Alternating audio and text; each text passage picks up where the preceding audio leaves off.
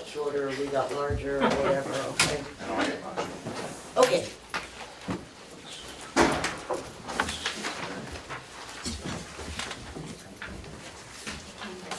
If we're, No, she said something come up the other day. we ready? Okay.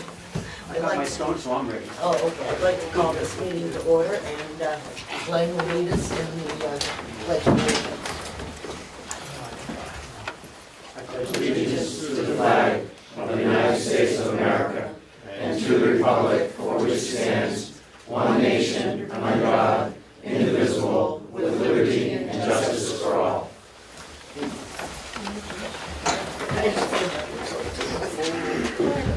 I guess, I don't like me anymore or something. Okay, Give us that number, because I was sure that they were gonna ask us. could I have a motion to accept the public minutes of May 16th? Second. Second. Any comments? Seeing none, all those in favor, say aye. Aye. Opposed? All right, It's a little better. okay. One abstention. Okay, on the non-public minutes of May 16th, could I have a motion to approve the non-public minutes? So made. Do I have a second? Second. All right. All those in favor, please raise your hand or say aye. Let's say aye. Aye. Opposed? Closed. Okay. Abstain. One in opposition and one opposed. They are sealed. We sealed them properly. Time capsule. Huh? Time capsule. Yeah. Oh, they'll eventually be released, but not now. Yes. I did have a question about that, Madam Chair. I believe the motion said that they would be unsealed after adjudication, Yeah. and I wonder if it's been adjudicated yet. No. It has not. It will be a while. Is that correct? Yes, please. Okay, that's what I thought. Okay, the auditor is, to be here within the next, oh, she is here. Oh, okay. Well, welcome. Thank you. And, if you'd like to, come up or. Okay, what- sure. Whatever is, comfortable for you.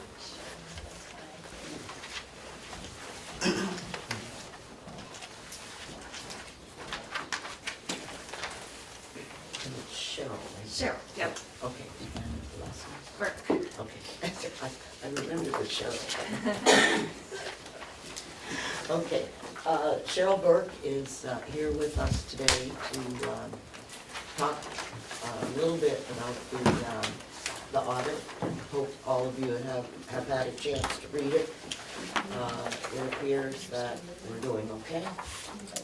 And I think the major part of what we may want to talk about this morning is we have been led to believe that your organization also does forensic audits. And we have an outstanding issue, I'm sure that the people have talked to you about that, with the forensic audit. And we'll just want to look at that. Obviously, you know, we want to hear what you have to say about the audit. That's, I think, where we'll be more focused. Okay. Okay, thank you, Cheryle.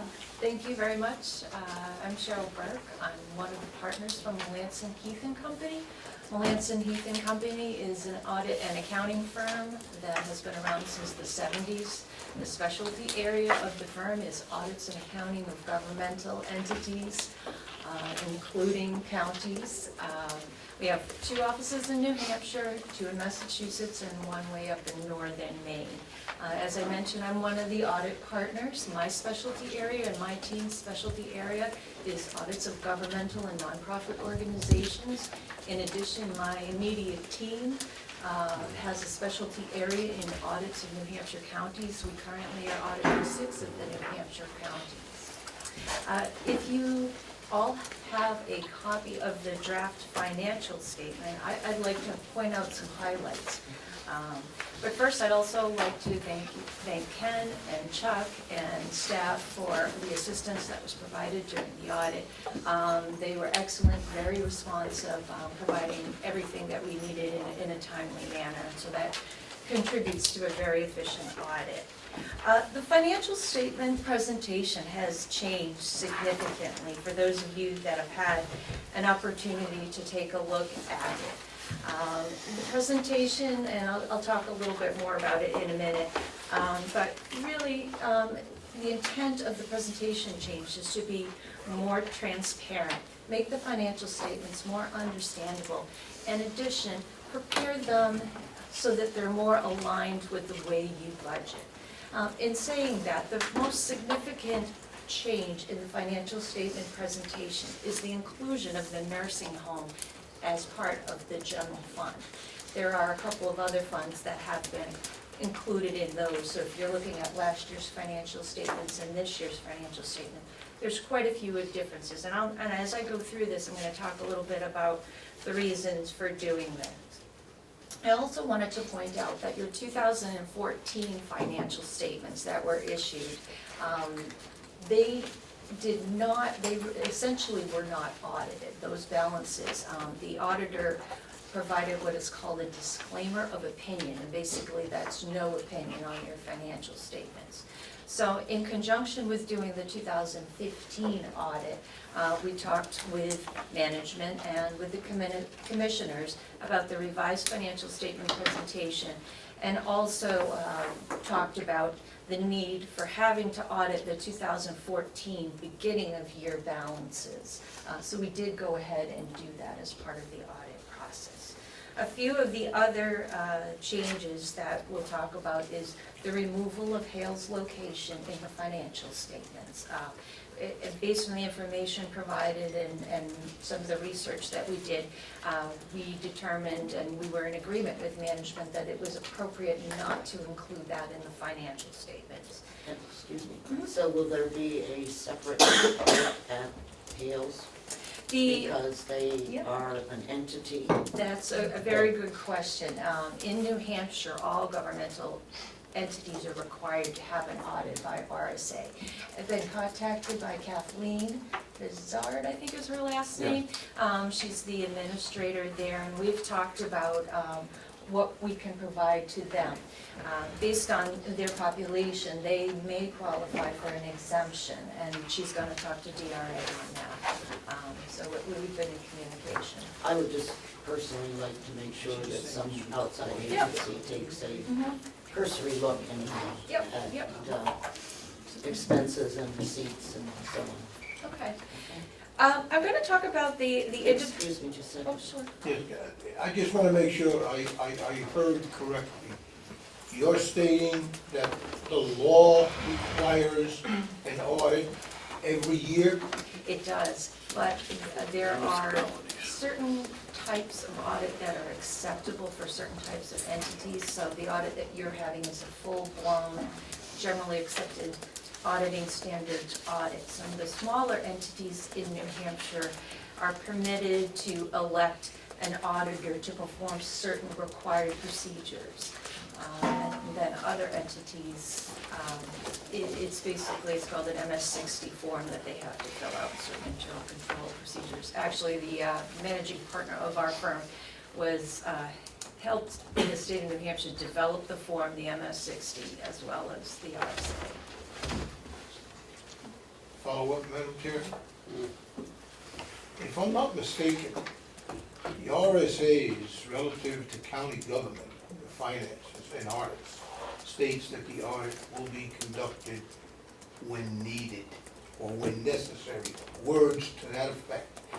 I'm sure it does not say every year or on a yearly basis or anything like that, because we tried to change it and it didn't happen. I believe it has changed, but I could certainly provide that information to you if you'd like.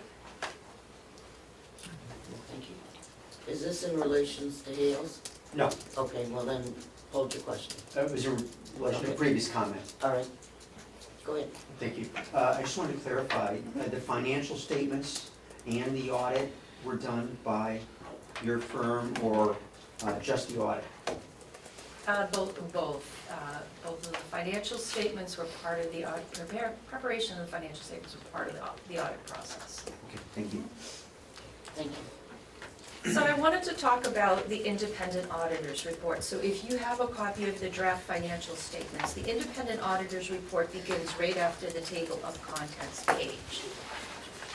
The independent auditor's report is why you hire an audit firm, to give an opinion on your financial statements.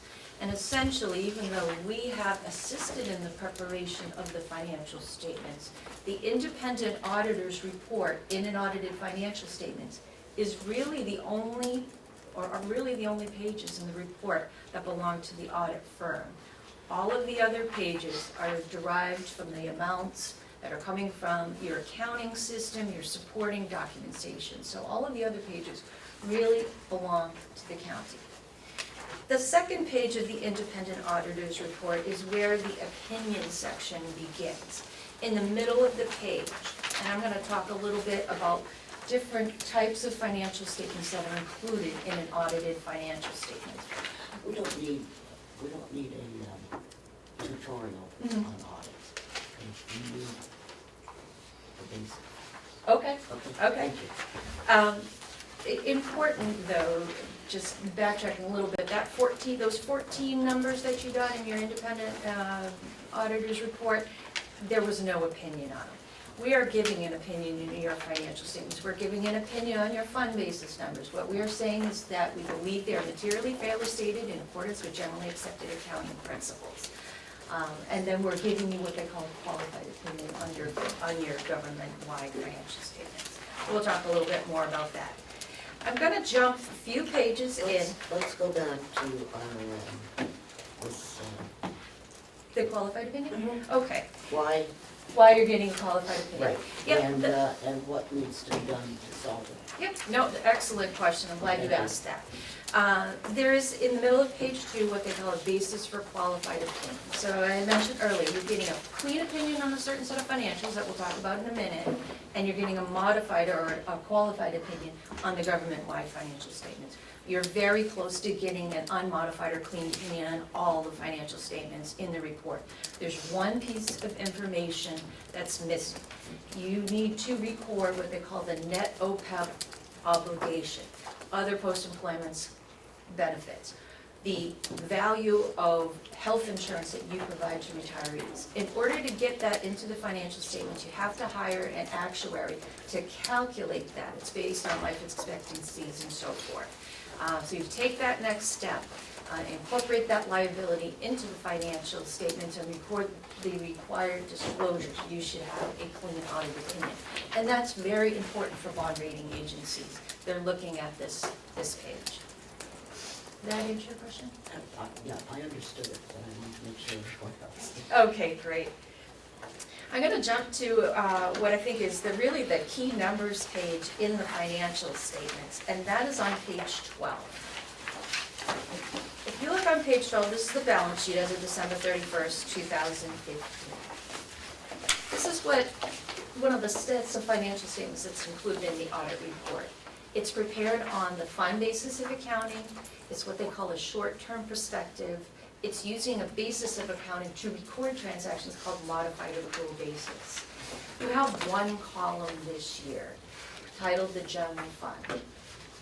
Included in the general fund are the normal things that you expected to see or that you've seen in the past. But also included is the nursing home fund, the deeds fund, reserve funds. Everything in one place, all included in this one fund. So if you look down the bottom of the page, the fund balance section, that's really a key indicator of how well the county is doing financially. And I'm going to explain the different categories of fund balance. One of the GASBs that came about a few years ago, GASB 54, came up with 5 classifications of fund balance. Non-spendable, so in that section you have inventory and prepaid expenses, and so that represents, if you look up at the top of the page, it's kind of an offset. It really means that that portion of fund balance isn't going to be able to generate any future revenues, it's just going to be expended. In the restricted category, you have the deed surcharge account and doobie fund. Fund balance that's included in restricted categories is generally referencing external restrictions, such as RSAs or donors or things like that. In the committed section, drug rehabilitation and legal settlement. In the committed fund balance represents funds that have been set aside by the highest level of governing authority, and that would be the delegation. And following that, you have assigned encumbrances. So those are for contracts that have been entered into but have not been completed as of this point in time. And then the remaining balance is titled unassigned.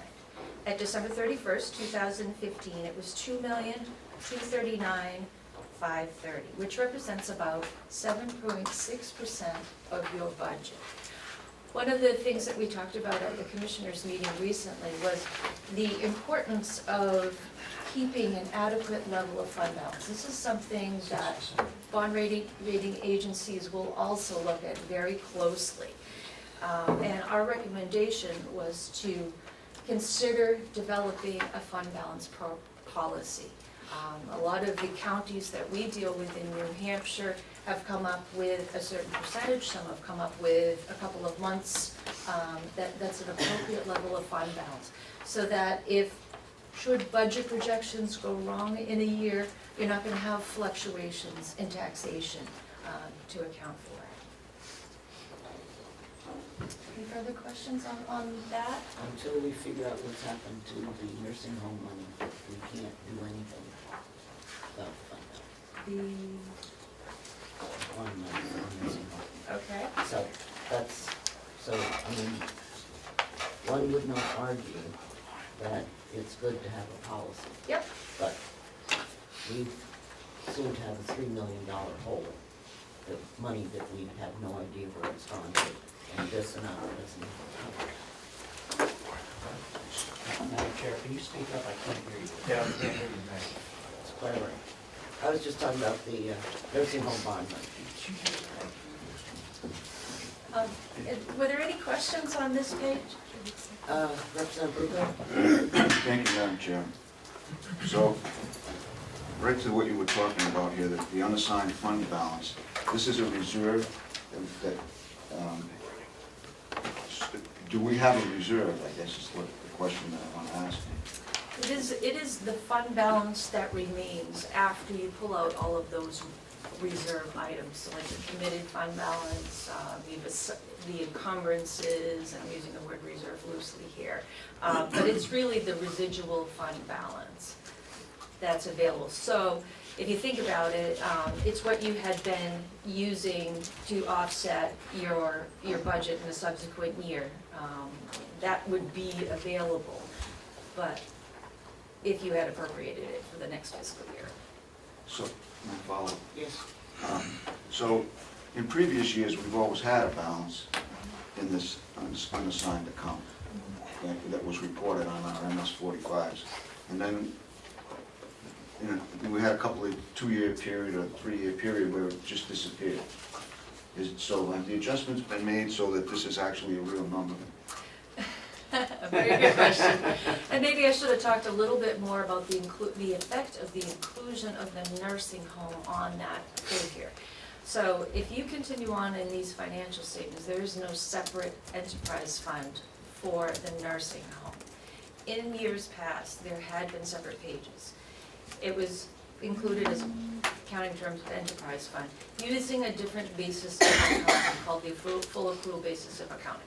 So you had fixed assets on the books, you were recording depreciation expense, you had long-term debts, bonds, compensated absences, and so forth on there. So that piece was being extracted out. Now what the presentation is showing is it's showing the inclusion in there. And that separate presentation was definitely having an impact on your unassigned fund balance, because it was using a different method of accounting. because of the way New Hampshire counties and nursing homes just work. I mean, everybody knows that part of taxation is going towards the nursing home. And so there were monies that were going between the general fund and the nursing home. But when you bring it all together and treat it as one fund, it really shows a different picture, using the same basis of accounting, and this is a very similar basis of accounting, the one that's shown here, that you use for the budget purposes. So, I'll mention the other 6 counties that we do, those counties are doing the same thing, and the feedback that we have got from delegations, the public, the readers of the financial statements, bond rating agencies just didn't understand the separate presentation of a nursing home as an enterprise fund. This feedback that we've got on this is just, it's much better and much more clear. Thank you. Representative McCarthy? Thank you, Madam Chair. On page 22 of your draft, you go into fund balance, which we're talking about, and then there are 4 explanations, actually 5, if you go to the next page, on what it describes the different funds. I think 2, 3, and 4 are erroneous. Because nowhere do you really explain what an appropriation is. These definitions do not agree with state law. You say that specific purposes are established by management. Well, what is management? The only entity in county government with the authority to approve an appropriation is the county delegation, not management. And you know, if you look at number 2, it says solely the purpose in which the fund was established. That's exactly what the RSA 2414 says, relative to an appropriation. Committed funds are reported and expended as a result of motions passed by the highest decision making in the county delegation, and assigned funds. So I don't know, I'm not an accountant, but I can read laws, and I just don't understand why auditing funds and accountants use the same terminology in their audits and whatever as is included in the RSAs. They use a different terminology, and many times it means something totally different, and it throws wacky what is stated in law. Would it be okay for me to elaborate on that a little bit? Yes. Yeah, no, she has a good point. That's exactly what it is. These financial statements are prepared in accordance with a certain set of guidelines, governmental accounting standards. That's the requirement of, and we're kind of like the accounting police to try to get these reports into that format in order to be able to provide a clean audit opinion. And so you really make a very good point that the definitions of fund balance don't align well with RSAs or laws. They don't. They're really not intended to. And sometimes it's difficult to be able to categorize fund balance in accordance with the accounting standards based on the legal requirements, the RSAs and so forth. So it's very difficult. But really that's the reason why the language and the terminology is being used, because that's the requirement of the reporting standards. And sometimes what we've done, we've assisted in the preparation of financials, is if it's not clear how an RSA works into these, is that we can there's certainly room to elaborate on the footnote disclosures to make it even more clear. Specific RSAs perhaps that belong in certain categories. Glenn, Representative Cordell, you have a question? Thank you. I think some of these numbers, the fund balance and so forth, also refer back to page 8 on the bottom. Perhaps you can correct me if I'm wrong, but my question in relation to that was the unassigned fund balance. You had mentioned previously that since there was no real confirmed audit opinion on 2014, you looked at that, and you've come up with a different number. than all the other numbers we have heard about the 2014 deficit. You know, we started out with $567,000 deficit, went to $900,000. Some people said it was more like 1.3 million. We were showing a 2014 deficit of $250,000. I was wondering if you could help me understand that. Sure, absolutely. You do have a very good understanding, and you've pointed us to page 8, which does reflect what the number that we came up with as a result of re-auditing or auditing the 2014 balance. So the deficit in the unassigned fund balance that we came up with was $254,482 on page 8. That came from changing the presentation. That was the most significant key. Taking the nursing home and combining it into the general fund, converting it to the same method of accounting that the general fund is using. So taking out the fixed assets, the accumulated depreciation, bonds payable liability, compensated absences, using the same basis of accounting. That was the most significant thing. The second was the removal of Hales. The third was the inclusion of some of the deeds activity that had been showing as a fiduciary fund. And again, the thought process on combining all of these into the general fund is that deeds, nursing home, it's all county activity, it's all budgeted in that fund. And then the final thing that impacted this balance, in fact, when I was here doing the preliminary work, you know, I had done the first few steps, removing Hales, combining the nursing home, converting it to the same basis of accounting. We thought we were almost net positive at that point in the game. But then what we did is we realized we had to go back and re-audit everything. And as a result of that, we had some additional changes to some of the numbers that had been reported previously, and that's what drove this into the red a little bit. Is there a document that will show those 2014 changes? There sure is in our audit work papers, and nobody here has seen it, but certainly we have done that as part of our audit process too, to just kind of follow the trail from that point to this point. And that will be made public with your final report? Sure, we can do that. It won't be part of the audit report, but it's a work paper, Okay. yeah. Yes, Representative Comeau. Thank you, Madam Chairman. If I could just go back to Representative's initial question. In the 2014, you had rattled out a number to me starting with the 2. Could I have that number again, please? The adjustment. 254. Oh, I'm sorry, on page 8. This is the, page 8 is really the only place in the financials that you can kind of see the starting point for the fund basis. It's on page 8, unassigned fund balance under 1231.14, in the brackets, 254,482.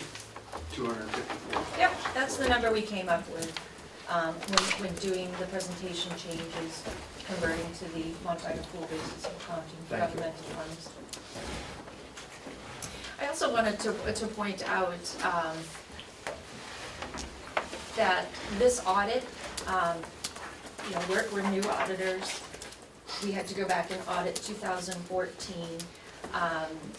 From an auditing standpoint, a new client is very risky to us.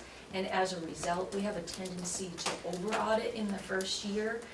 So I just wanted to kind of put that out there, that as part of this audit, we really probably scrutinize more than normal, just considering the history and having to go back to 14.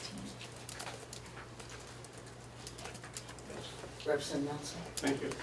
In 2014, you had mentioned it was a non-confirmed audit. Oh, a disclaimer, yes. Disclaimer. Yep. Is that something that's usually done? That is very rare to issue a disclaimer of opinion. In my 30 years of public accounting, I have probably done it once.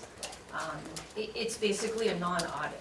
Anybody that knows financial statements, audit opinions, audit reports, banks, when they get a look at it, they know it's not audited. Mm-hmm. Any further questions? I have a question on nursing home bad debt. Sure. Did I see a figure of 200,000 Was that, how is that accounted for in here? Still on page 12, if you look up in the assets section, under receivables, accounts net, that is mostly represents nursing home receivables at December 31st, 2015, and it's net of an estimated allowance of $200,000. And that is derived from historical bad debt write-offs. What we do, we audit 6 nursing homes in New Hampshire. And generally, we take a look at the age receivables. We test the receivables subsequent to year end to see what has been collected. In addition, we look at the old, so basically the old after 6 months old, and we usually make recommendations that at least 50% of the over 6 months should be booked as an allowance. It's just to err on the side of conservatism. So, if I read this correctly, then, this accounts receivable for the nursing home is 1.3? That is mostly comprised of nursing home receivables. And this was as of 31 December.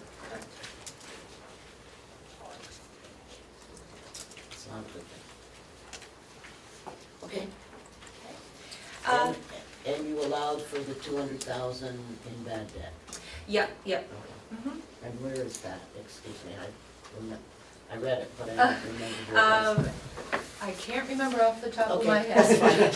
that's fine. I can't either. But if we had to make an adjustment to the allowance, or if it was the same allowance that you had on the books in 14, something tells me I think it was the same that you had on there, so we didn't actually have to make any adjustments to it. So it doesn't have a bottom line or a net income effect if we didn't have to adjust it.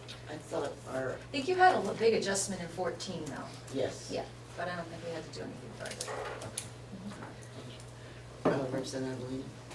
Just a quick one, the account, what we were just talking about, the 1.3 million, is that because of that we bill and then we don't get paid for 60 days and it carries over into the following year? It does, Just yeah. so we're clear on how Yeah, that. absolutely, and just the nature of the beast with the payers, you're talking Medicaid, Medicare, sometimes they're slow to pay if folks have issues with they're approved under a certain PR, it sometimes takes time. Doing our analytics, I would say that the balance that you have in your receivables for nursing home is comparable to the others, Okay. the collection turnaround. Thank you. We did have a significant problem with collections. Yeah.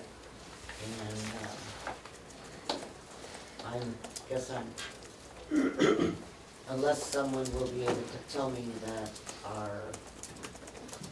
we bill Medicare and Medicaid and all that other stuff, about 700,000 a month, which is roughly what that would count for. Yeah.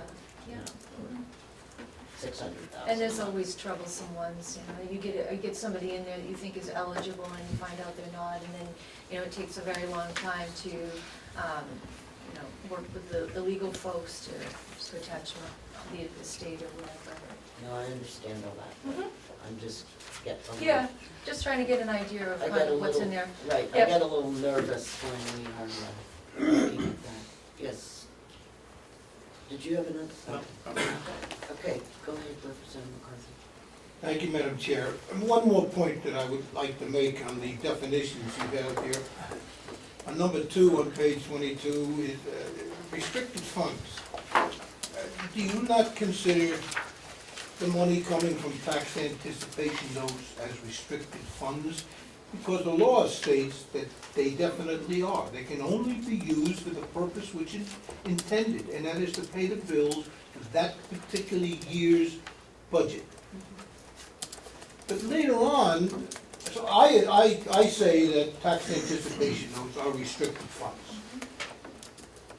But later on in your report, you state that the reason, or something like this, I'm not verbatim, the reason for the supplemental budget in 2015 was that the delegation overestimated revenue.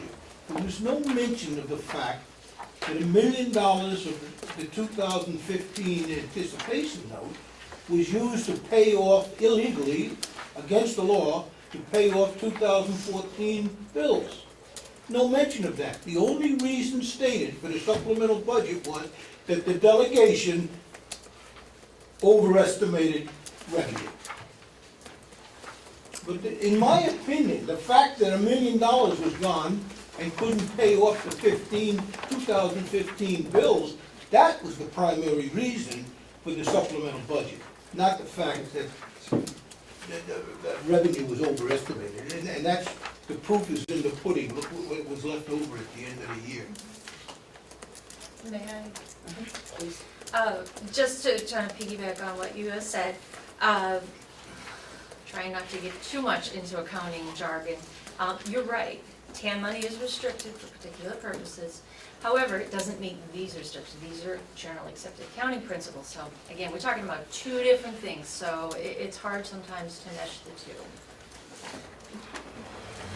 I'm just, may I? Yes, ma'am. I'm talking about the legal aspects, not accounting jargon. I'm talking about the legality of it. Well, what she's presenting is the Gatsby display of what needs to be in the audit. And that it is not necessarily in line with the laws and rules of New Hampshire. Nor the truth. It's the truth as Gatsby wants it displayed. Okay, are there any further questions on the audit?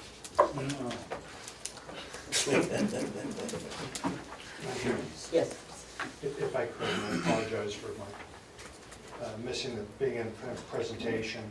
I see this listed as the annual financial statements, and I keep hearing that this is an audit. Is there another document that goes into this, or is what I'm reading here actually audit? And is there a section that talks about omissions, recommendations, and so forth? I think your question is kind of two-part. Really, if you look at the independent auditor's report, that kind of spells out and tells you what this is. It talks about our responsibility, it talks about management's responsibility. It kind of tells you, if you look at it on the top of page 2, it talks about what a financial statement audit in accordance with generally accepted auditing standards is. So that's really where it's spelled out what this is. The second part of your question, I think, asked about recommendations and so forth. That is also a very key part of a financial statement audit conducted in accordance with generally accepted auditing standards. Not only are you hiring us to give our opinion on the financial statements, but you are also hiring us to take a look at your system of internal controls and to report on anything that might be, in the terminology, as material weakness or significant deficiency. And that will be a separate document.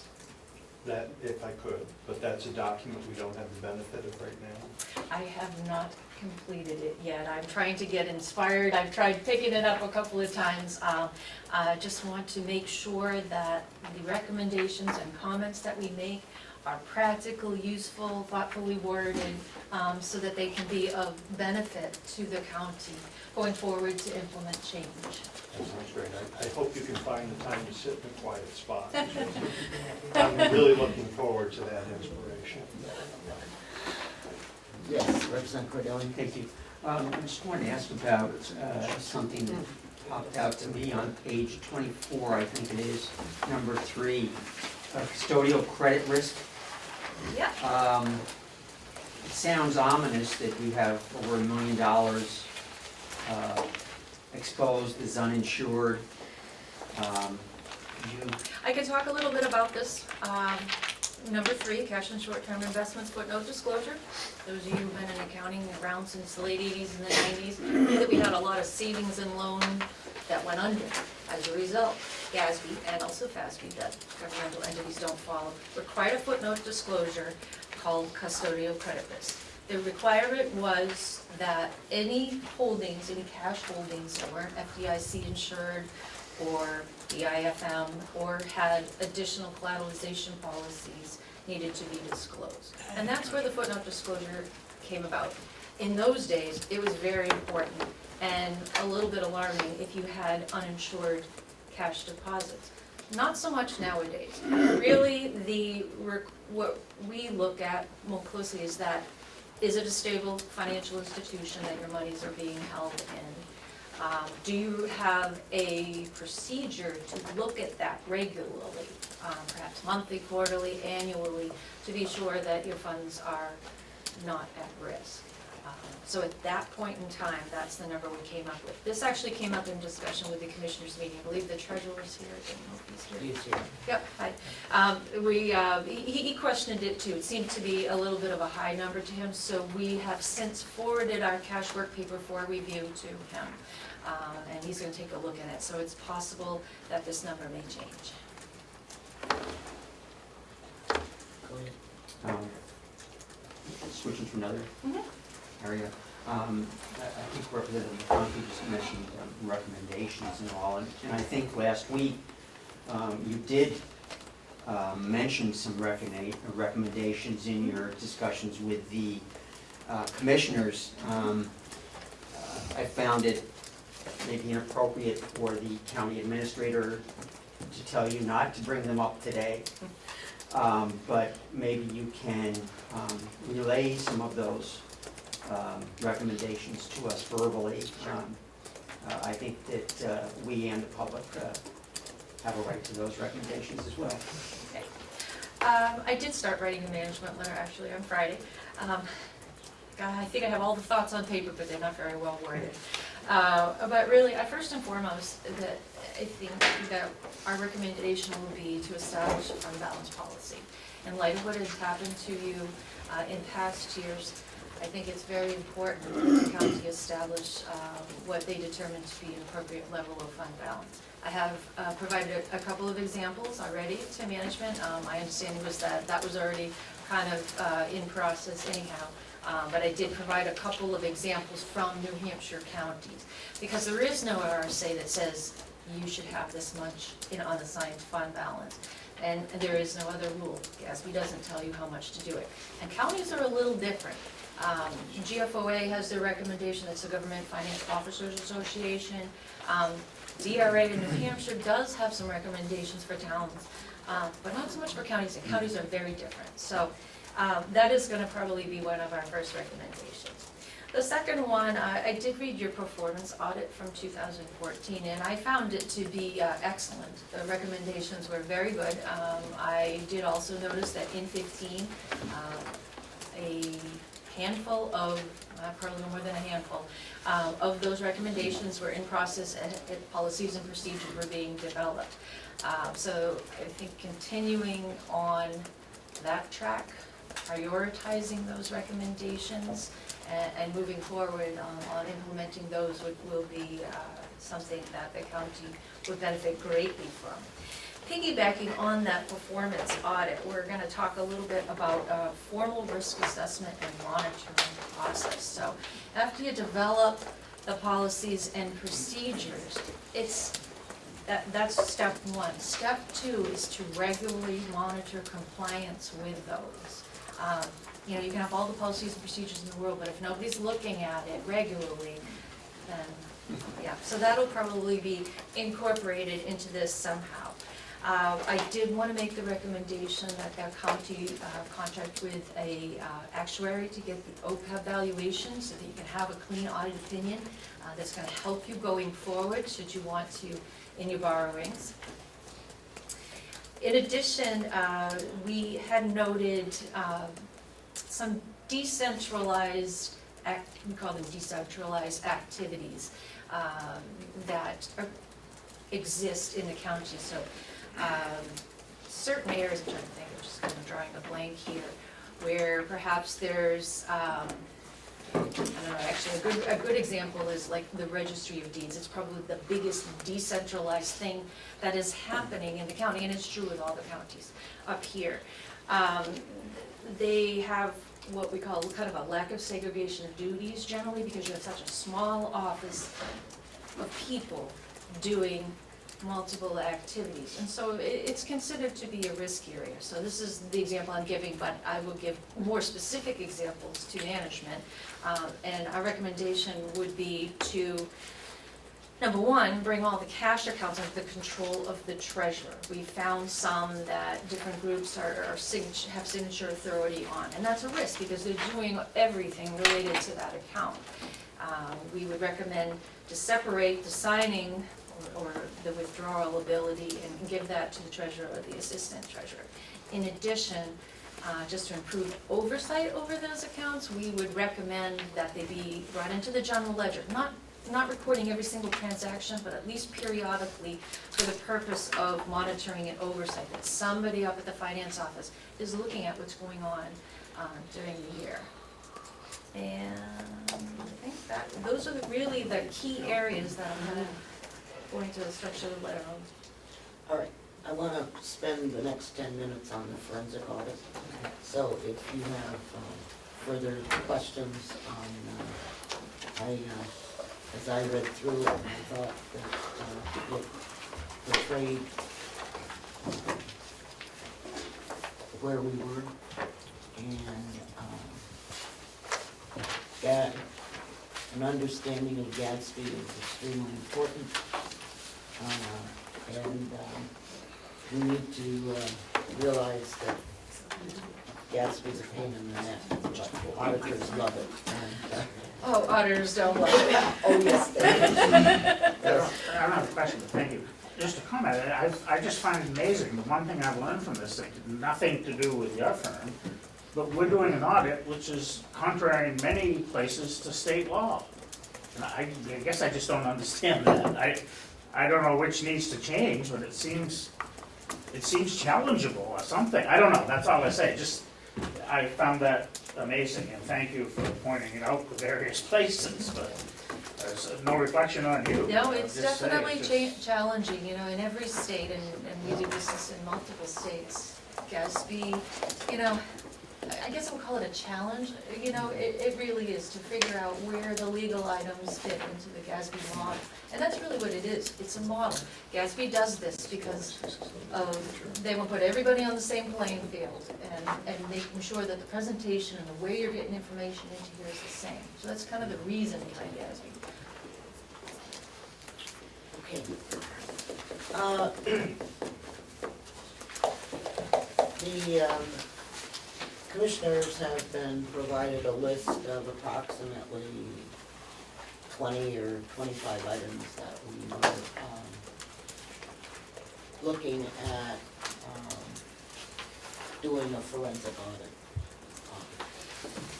There is money set aside to accomplish that, though I didn't necessarily see it reflected here.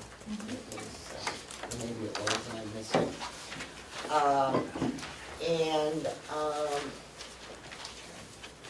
I guess that, at least from my perspective, along with some of the people here, that one of our major concerns is that we had been led to believe that there was $3 million left over from the nursing home bond that no one can find. And so I think that that's what is one of the things that drove the 14 audit to say, you know, we can't support the information that you have because we don't know what's there. And, you know, right, wrong, or indifferent, but that's my interpretation. And that was one of the reasons why we did a supplemental budget in 15 to, you know, not only to cover the shortfall, to provide information as to where, you know, and also to, you know, to provide a little bit of cash balance or unassigned fund balance, and to do the forensic audit. And so that has gone on for, that was last October 15.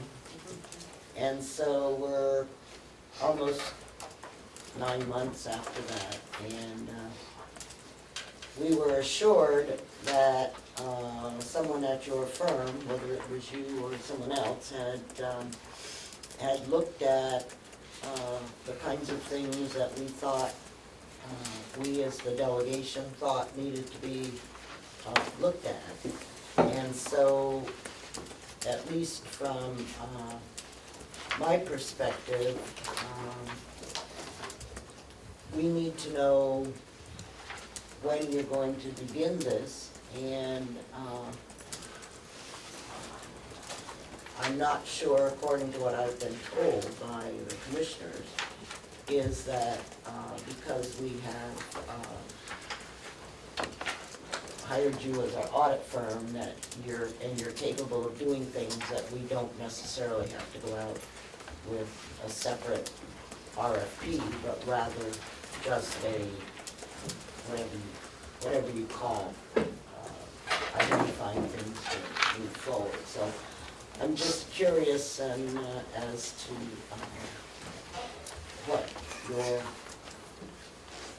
outlook is on that, or what your firm's outlook is on that. During the audit process, our initial meeting or our initial work that we did with the county, the management did provide us with the questions that the delegation had. At that point, I think we reviewed them together. And we talked, or I probably talked and said, some of these things, it's possible that the financial statement audit could touch upon some of these things as we went through. And I think we did touch upon a couple of them. I think one of them had to do with some questions on credit cards. And that's actually part of our standard audit process when we do a financial statement audit, because we consider credit cards and things like petty cash to be somewhat of a risk area. So we tackle those anyhow as part of the financial statement audit, and we performed a sample of testing on those items. So when I say we touched upon it, I do think we did. From what we found on the items we tested, I don't believe we had any issues with supporting documentation or approvals on both of those items. Writing my management letter, I think I am making a recommendation on something on petty cash, writing the check out to a named payee instead of writing it out to cash or petty cash or something like that. It's just less of a risk to do that. Other areas on the special audit, really outside of the scope of a financial statement audit, but certainly our firm has that expertise. We have a partner that specializes in fraud and forensics. He's a certified fraud examiner. Wanting to kind of maybe ask more questions about this, because the term forensic audit implies that you're going to be using it in a legal situation or something like that, versus a lot of these things are more just questioning. We want to know more about them. What went through this, what was charged to this account, that sort of thing. That would fall more under what they call in the business an agreed upon procedures engagement. So it's a specific list of, we want you to look at these areas and report on them. And that's really a separate engagement titled agreed upon procedures. Whether, the auditor didn't think there was any fraud involved last year. But we just don't know where this bond money has gone. Yeah, and that has And come up, that's- yeah. And that is, so whatever the proper term is to get that moving, Okay. we need to take a look at the list. You've said you've looked at the credit cards and the petty cash and that's good. And so I think that if I'm not mistaken, the commissioners wanted to wait until the audit was done to see what had happened. And so I guess that they already have the direction from the delegation to move forward. If your wording is the wording that they should use. I assume that you've been in contact or told them that that's probably the way to go. And if there's discovered within this process that there happens to be some fraud or waste or abuse or whatever term you want, then I would assume that your company would stop and come back with saying that we need to move forward with a forensic audit as opposed to what we're engaged in at this point. Yeah, Representative? thank you. I guess my question or point is, I hope this process isn't stopped because of what we're gonna call it. Yep, yeah, So can we somehow call it, who cares? and that's The idea is to get something done, found out, what you call it. right, and I don't either, and so we just need to get that moving forward. Representative Comeau? Thank you, Madam Chairman. The delegation was very specific in what we called for. And we called for a forensic audit. And that is the direction, the only direction that I will expect this process to go. Whether someone doesn't like the wording, whether it is discovered that there is not fraud, wonderful. But this delegation, when we were asked for a $2+ million supplemental appropriation, one of the conditions was a forensic audit. In commentary, I find it amusing that our surplus, after 1 year, ends up being roughly the same amount of money that we infused in to the system. So I myself, speaking for myself, but I believe a major position of this delegation was we called for a forensic audit. Representative Burke? Thank you, Madam Chair. One of the items on that list was the unassigned fund balance, because in December 31st of 2011, it was reported on our MS-45 as $3.8 million, and then by December 31st of 2014, it was negative $900,000. Will your work papers that you talked to Representative Cordelli about show those adjustments up to the present, up to this point where you have 2.2 million? I have not looked at the MS-45 going back. The MS-45, I don't even know who prepared it. Generally, we assist our clients in preparing the MS-45 so that it agrees with the audited financial statements. However, there are some counties that do it internally with unaudited numbers due to the timing, the due date of it. So it is possible that. That was prepared by our auditors. Okay. So assuming that it agrees to your audited financial statements. However, if you recall, the presentation of the financial statements in those years included the separate enterprise fund, hence the negative balance in 2014. Probably if you had gone back and done it this way, treating the nursing home and deeds funds as governmental funds, you'd come up with significantly different numbers. Just one follow-up, please. So, one of the reasons that we did ask for this was because citizens out there are asking us what happened and we cannot explain it. So, even if there was an adjustment, those transactions should be able to be documented so that we can see everything and explain it. This is a lot of money that we thought we had, it was reported that we had it, and then it all just disappeared. Yeah, I mean, just kind of thinking how to address your questions, to answer citizens, following the MS-45, you probably would need us to go and restate the balances for those years to see, to really get a better idea of what's happened. Yeah, I guess one more. So I guess you did that on page 8 where you had 254. We did for the 1 year, yeah. That was just for 14? Yeah, correct. I see. So that brings it up to reality?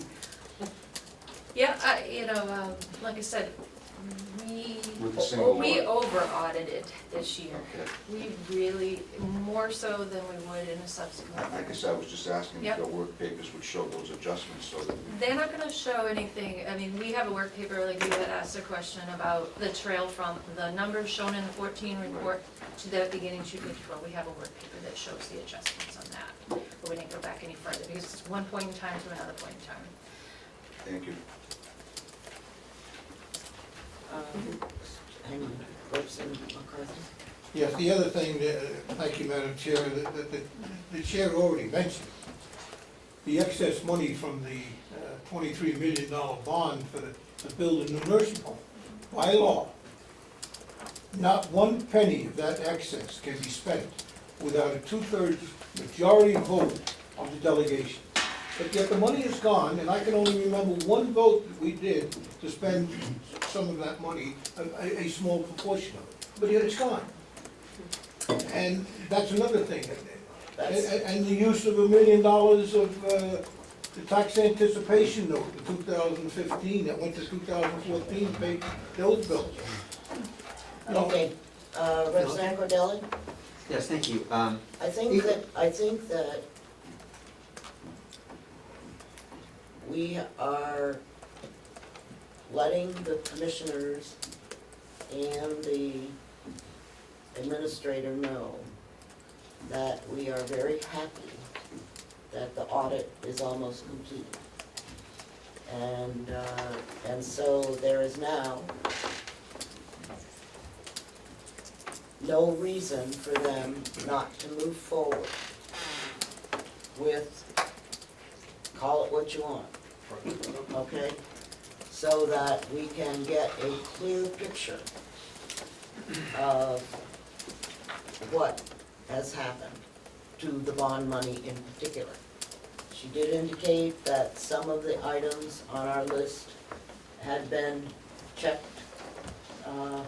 at this time, and I will assume, which may not be the right thing, that between the two sides of the audit house, that you can figure out what you have checked and what you haven't, so, but we should be moving forward with that post haste.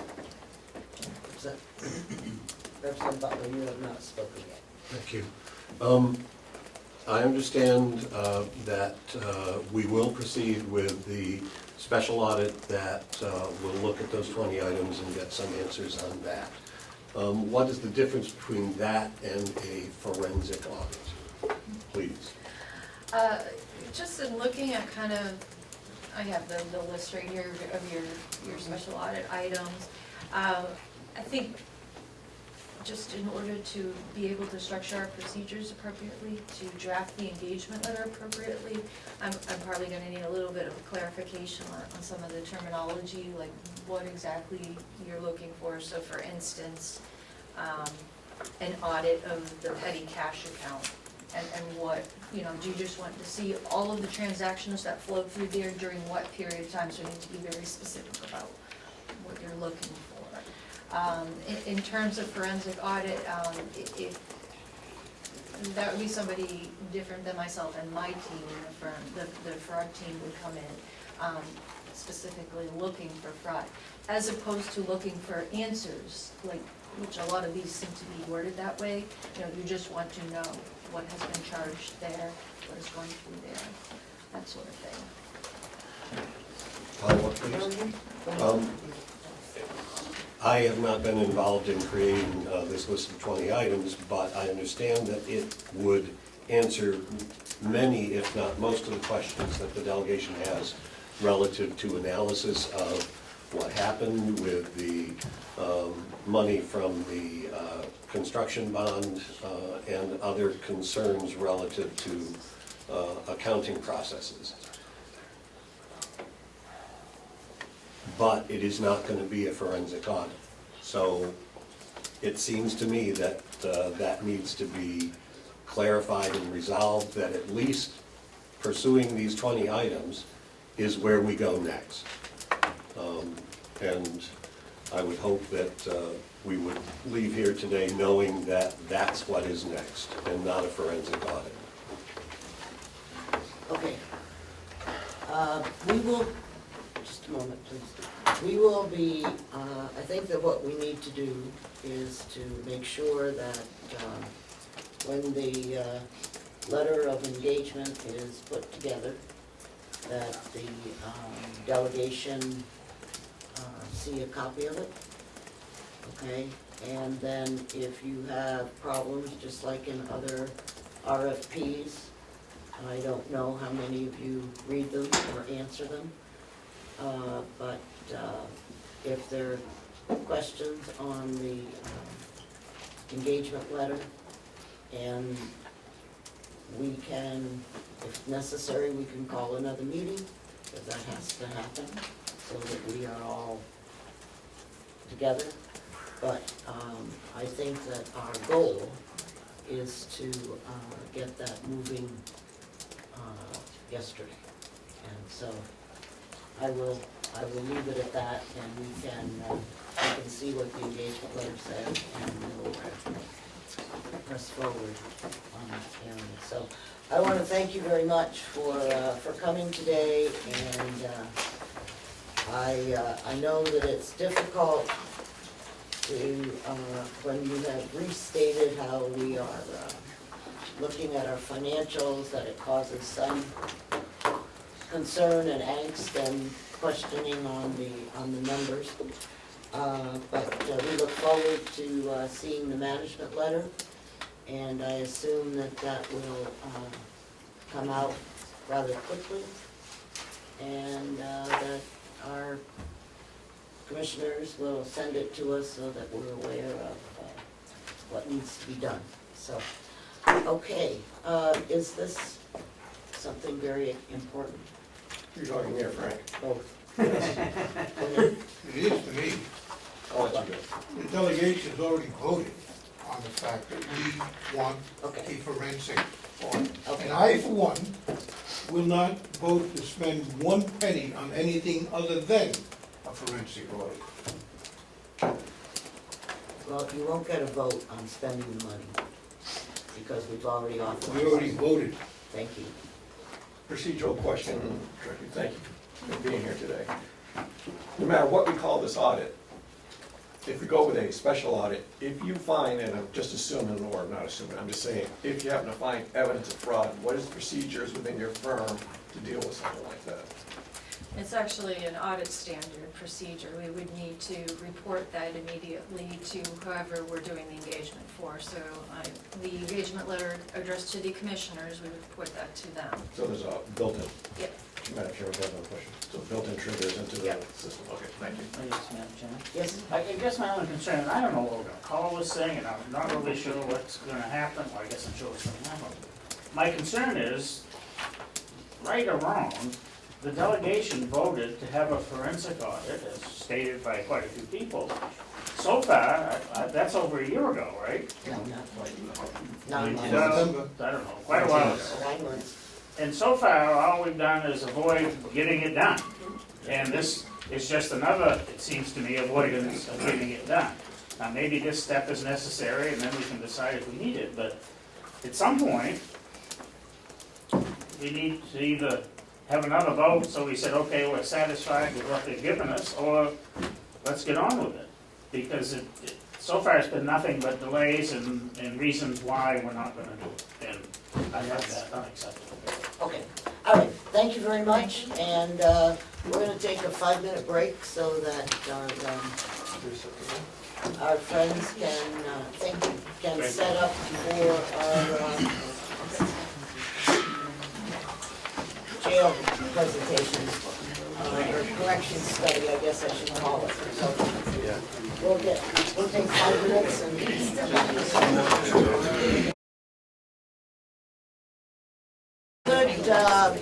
ask everybody to quiet down.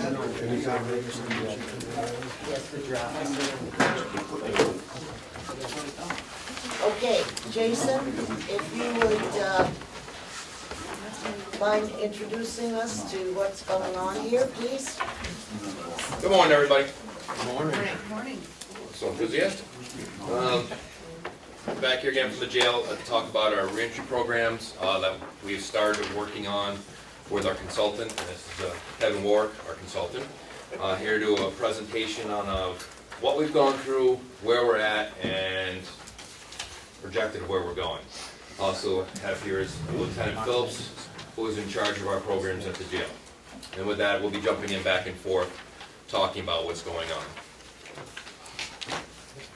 Good morning, everyone. Good morning. How are you? Thanks. I'm Kevin, and we've been spending the last several months, Ian and I and Jason, moving pretty quickly on a kind of a correctional plan with the ultimate goal of, these are kind of what we were looking at. So we wanted to look at developing an evidence-based recidivism reduction program for offenders. Basically, what keeps people out of jail? What kind of programs will help people not come back to jail in the long run, and hopefully get their lives back together. So we've been working on that for several months now. To do that really effectively, you got to work with the staff who are here. So we've worked a lot with the DOC staff. We've had meetings with all of the criminal justice Group of Critical Friends group and other people in the community to work on kind of a plan of what kind of services are needed, how would it be processed through and coordinated through the courts, how do program providers work with people, how do we look at post-release planning for offenders who are in your system. All those kind of things together were part of our plan. And so there's been a lot of meetings with lots of folks about what's going to really work well in Carroll County. And the commissioners know this, but as delegates, as you look at this as representatives, what we try to do is make sure a program model fits into a local county. And your county is different than other counties. So we had to sort out what kind of things would work really well in Carroll County based on your geographic considerations, based on your inmate population, the number of people with substance abuse issues, all those kind of things together. So that's kind of a part of what we've done as well.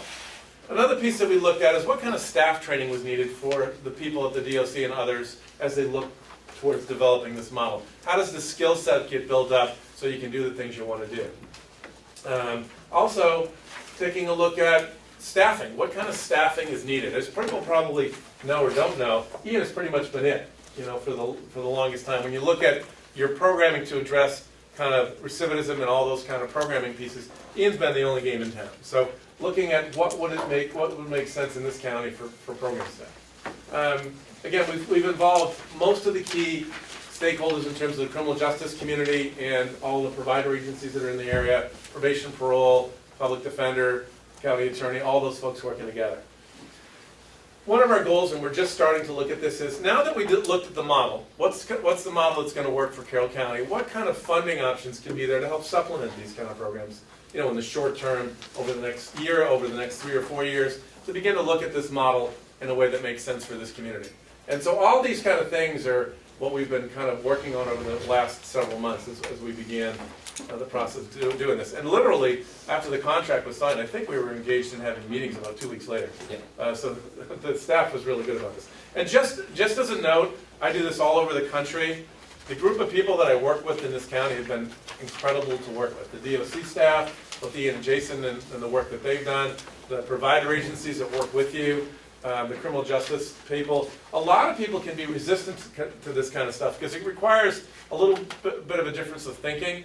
And people in this county that I've worked with have been phenomenal all the way through. And you never know what you're going to get, when you start a project like this and who the people are. And a lot of the success is related to the folks who work in the county, and it's been really good. So this is, how many people like data in the room? Like 2? That's pretty good, 3. Okay. I'm a convert with data. I'm a social worker by background, and I worked in a correctional facility for 20 years. But data tells us a lot about what we're doing. So as we begin to develop this model, and Ian has been dragging out data already on a lot of different things, is we want to take a look at kind of what kind of things do we want. We want to have a staffing pattern. We have clients or offenders who are in our program. We have a correctional facility. No, I can't read it. This is better? Okay. That'll wake up. And then funding, what kind of funding activities are there? So beginning to develop all these inputs and outputs into looking at your program. How do we evaluate how many people are going to complete the program? How many people get a an assessment to see if they should be in the program? How many people get an aftercare plan? How many people have gone to groups, and how many groups did they go to? Did they go to the right groups? All those kind of things are things we want to look at. There's some things on the right side too you take a look at. Some of these we're going to really look deeply at, some others not so much. But looking at people, when they leave the facility, do they have a job? And do they have a job a year later? You know, a lot of folks can get a job, but how many people can maintain a job over a period of time? Particularly the people that we're talking about who go to jail every day. And we'll talk about that as we go along. And again, looking at recidivism reduction, increased public safety. So ultimately, one of our goals is to see less people come back to jail, and also less crime being committed in your local community, taking a look at all those things. And those are things that are going to be evaluated over the next 2 to 3 years, but we can begin to collect the data on it right away. And it's exciting to see that the staffing is just about on board, and we'll talk about that as we go along. So these are some of the things that we're going to want to collect to evaluate this. So, you know, a year from now, people will be able to come back to you and tell you how we're doing. 2 years from now, you know, in about that period of time, we'll have all the data. I did some work in Sullivan County, and people said, well, does it work yet? And the answer was, we'll know in a little while. It's going to take a year or two to know the ultimate outcomes to this. So we're going to get some of these measures that can be reported back to you by Jason and Ian a year from now, 6 months from now. But the bigger recidivism reduction is going to take about 2 years. But what I can tell you is that places that implement the right components always have really good numbers. They always tend to do it right. And I think that we're going to be in a good place with that. So these are the kind of things we measure. This is another way to look at it. You know, how many people are getting out of jail and going to substance abuse treatment in the community? How many people who have mental health issues are getting to their mental health appointment post-release and then getting their medications as well? Those kind of things. How many people get screened and assessed by the staff, you know, here at the DOC? How many people have jobs when they get out? How many people maintain those jobs? I know employment is not the easiest thing when you're talking about folks leaving here. And all these other measures down the road are really critical parts to that. So these are all kind of things that we're going to want to measure down the road. And I know that they're probably not the most important day-to-day to you right now, but as we go along, these are the things that are going to answer your questions about how we're doing, you know, in Carroll County with our program design. So, when we talk about offenders and we talk about recidivism reduction, people coming back to jail less, you have to take a look at risk. What is the risk level of the people in your jail, and what's their likelihood of coming back? And Ian's been collecting those numbers already. We've got some data on it. The vast majority of the people who come into Carroll County are people who are likely to come back to jail, high-risk offenders. People who have got attributes of being in jail in the past, lots of other things in their background that show that they're likely to come back to jail. There's a small group that's in the low-risk area, but most of your folks are in the high-risk area. Why do we want to measure that? It's because we want to measure their chances of coming back based on what their risk level was from the beginning. Measuring the risk level and what they come back at as a normal rate, and how much we can reduce that over time. Does that make sense? Because this is going to be the basis of everything we talk about. Okay, so it's great to know that they're likely to come back to jail, but so what? So what are you going to do about it? What are the needs of those offenders? You know, a large portion of offenders have a co-occurring disorder, a mental health and a substance use disorder combined together. A very, very large number of people. And we're finding here and in other counties, that's about 80% of people in jail. So everybody used to think that it was a pretty small number of folks in mental health issues. It's really not. It's a really, really large number. And the numbers in this county are matching up to other counties around the state. They're just about the same. So it's good to know that. So we're going to want to measure the programming. We're going to talk about the programming in a few minutes. What kind of programs are going to help reduce that kind of risk down the road? What kind of things can Carroll County do? And we've got a program schedule that Ian's going to talk about later. Responsivity. Now that we know what the needs are, how are we doing with it? You know, if I've got a bunch of heroin addicts in my jail and I'm running one class a week, what do you think the results are going to be at the end of that? Not good.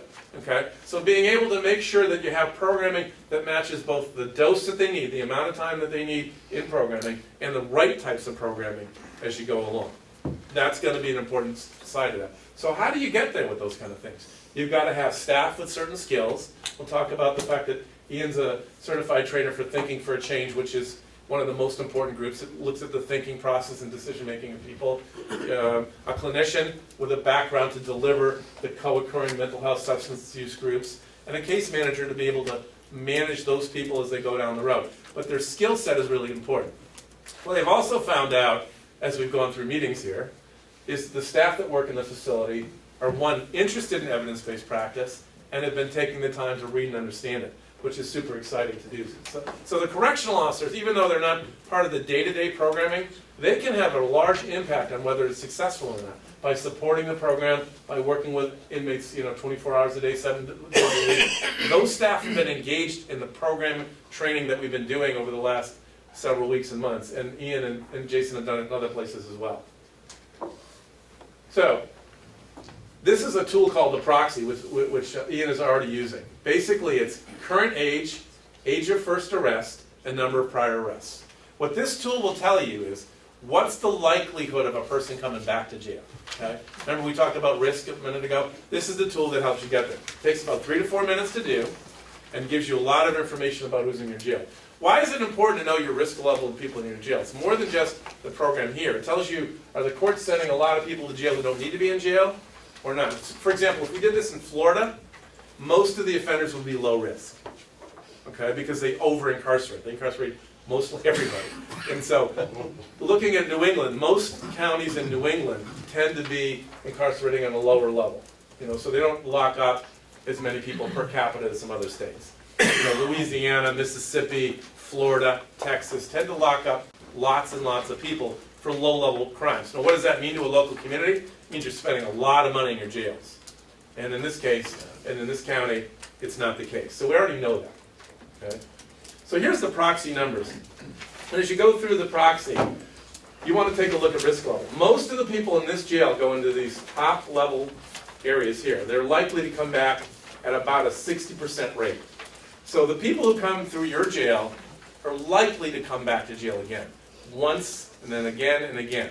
And here's the thing about this is, once they tend to go into a cycle of coming to jail, it's not just once. So if Ian comes to jail and he's a high-risk offender, if you don't change that cycle, he's coming back not only once, but 2, 3, 4, 5, 6 times. There's probably people, Ian, that you've seen here, been here more than that. So people that you've seen a lot over time. So being able to measure what the risk level of the people are who are here, and then what is it going to be down the road. So we're going to be able to tell you not only what the recidivism rate is, but we're going to be able to measure how much it's been impacted by risk level in the population you have. Now when you think about county jails, what do you think the national average is for folks coming back to jail? Not just for whole jail systems, how many people out of 10 come back? 8. 65 to 70%, okay? Which if you were running a business, that wouldn't be so good, right? 7 out of 10 people you work with fail. So I think these kind of programs that we're doing now, and we've been doing over the last 5 to 10 years in this country, are reducing recidivism rates at a really high level. Sullivan County, as the commissioners know and others know, has had a really low level of recidivism because they've invested in this model. There's other counties all over the country that have been doing that. The county I worked in has had about a 18% recidivism rate now for about 25 years. And interestingly enough, that county went from a 1,900 to 2,000 bed jail to about 1,000 bed jail over a 25-year period. Keep in mind that it went down it didn't go all at once, but it dropped over a period of time. So I think that's important. So again, you want to measure recidivism. What a lot of people used to do in corrections is they take this group, give them programs, and say, ooh, we only had a 25% recidivism rate. However, that made them worse. Okay? So you actually spent money on a program that made them worse. Okay? In Carroll County, we're spending most of our resources on the folks that are likely to come back, which just happens to be most of your population. Okay? We're all going to jail. No, you have a low incarceration rate. That's good. How many people know what criminogenic means? Criminogenic. I think someone made the word up, but basically what it means is the person. What are the things that lead people to incarceration? Substance use, mental health disorders, poor decision making, poor peer groups, weak family systems, lack of education, lack of employment. And those are the things that Ian and Jason are developing as a program model here to begin to impact people. So they're beginning to develop their programs around this. Now the top 4 of these we call the big 4.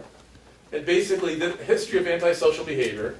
The folks that we're working with have had trouble in schools, they've had trouble at home, they've had trouble with their relationships. all kinds of issues have gone on in their life. They've got some issues with their decision-making process, their cognition. The way that I think about the world is an unhealthy way. And Ian's class, Thinking for a Change, focuses really strongly on their cognition and their thinking processes. Family and work, school and those kind of things. Our folks can get a job, but they have trouble maintaining a job often because their decision-making process isn't good when an issue comes up at work. They have to learn to do that. The cognitive groups help with that as well. Learning to have more positive leisure time activities. Obviously addressing substance use and all those kind of things. And I know there's been an epidemic all the way along the Northeast Seaboard with the opioid crisis. It's a problem in every county I work with, in the Northeast Seaboard, and it's a problem here. This program helps address that as well because it addresses all these issues.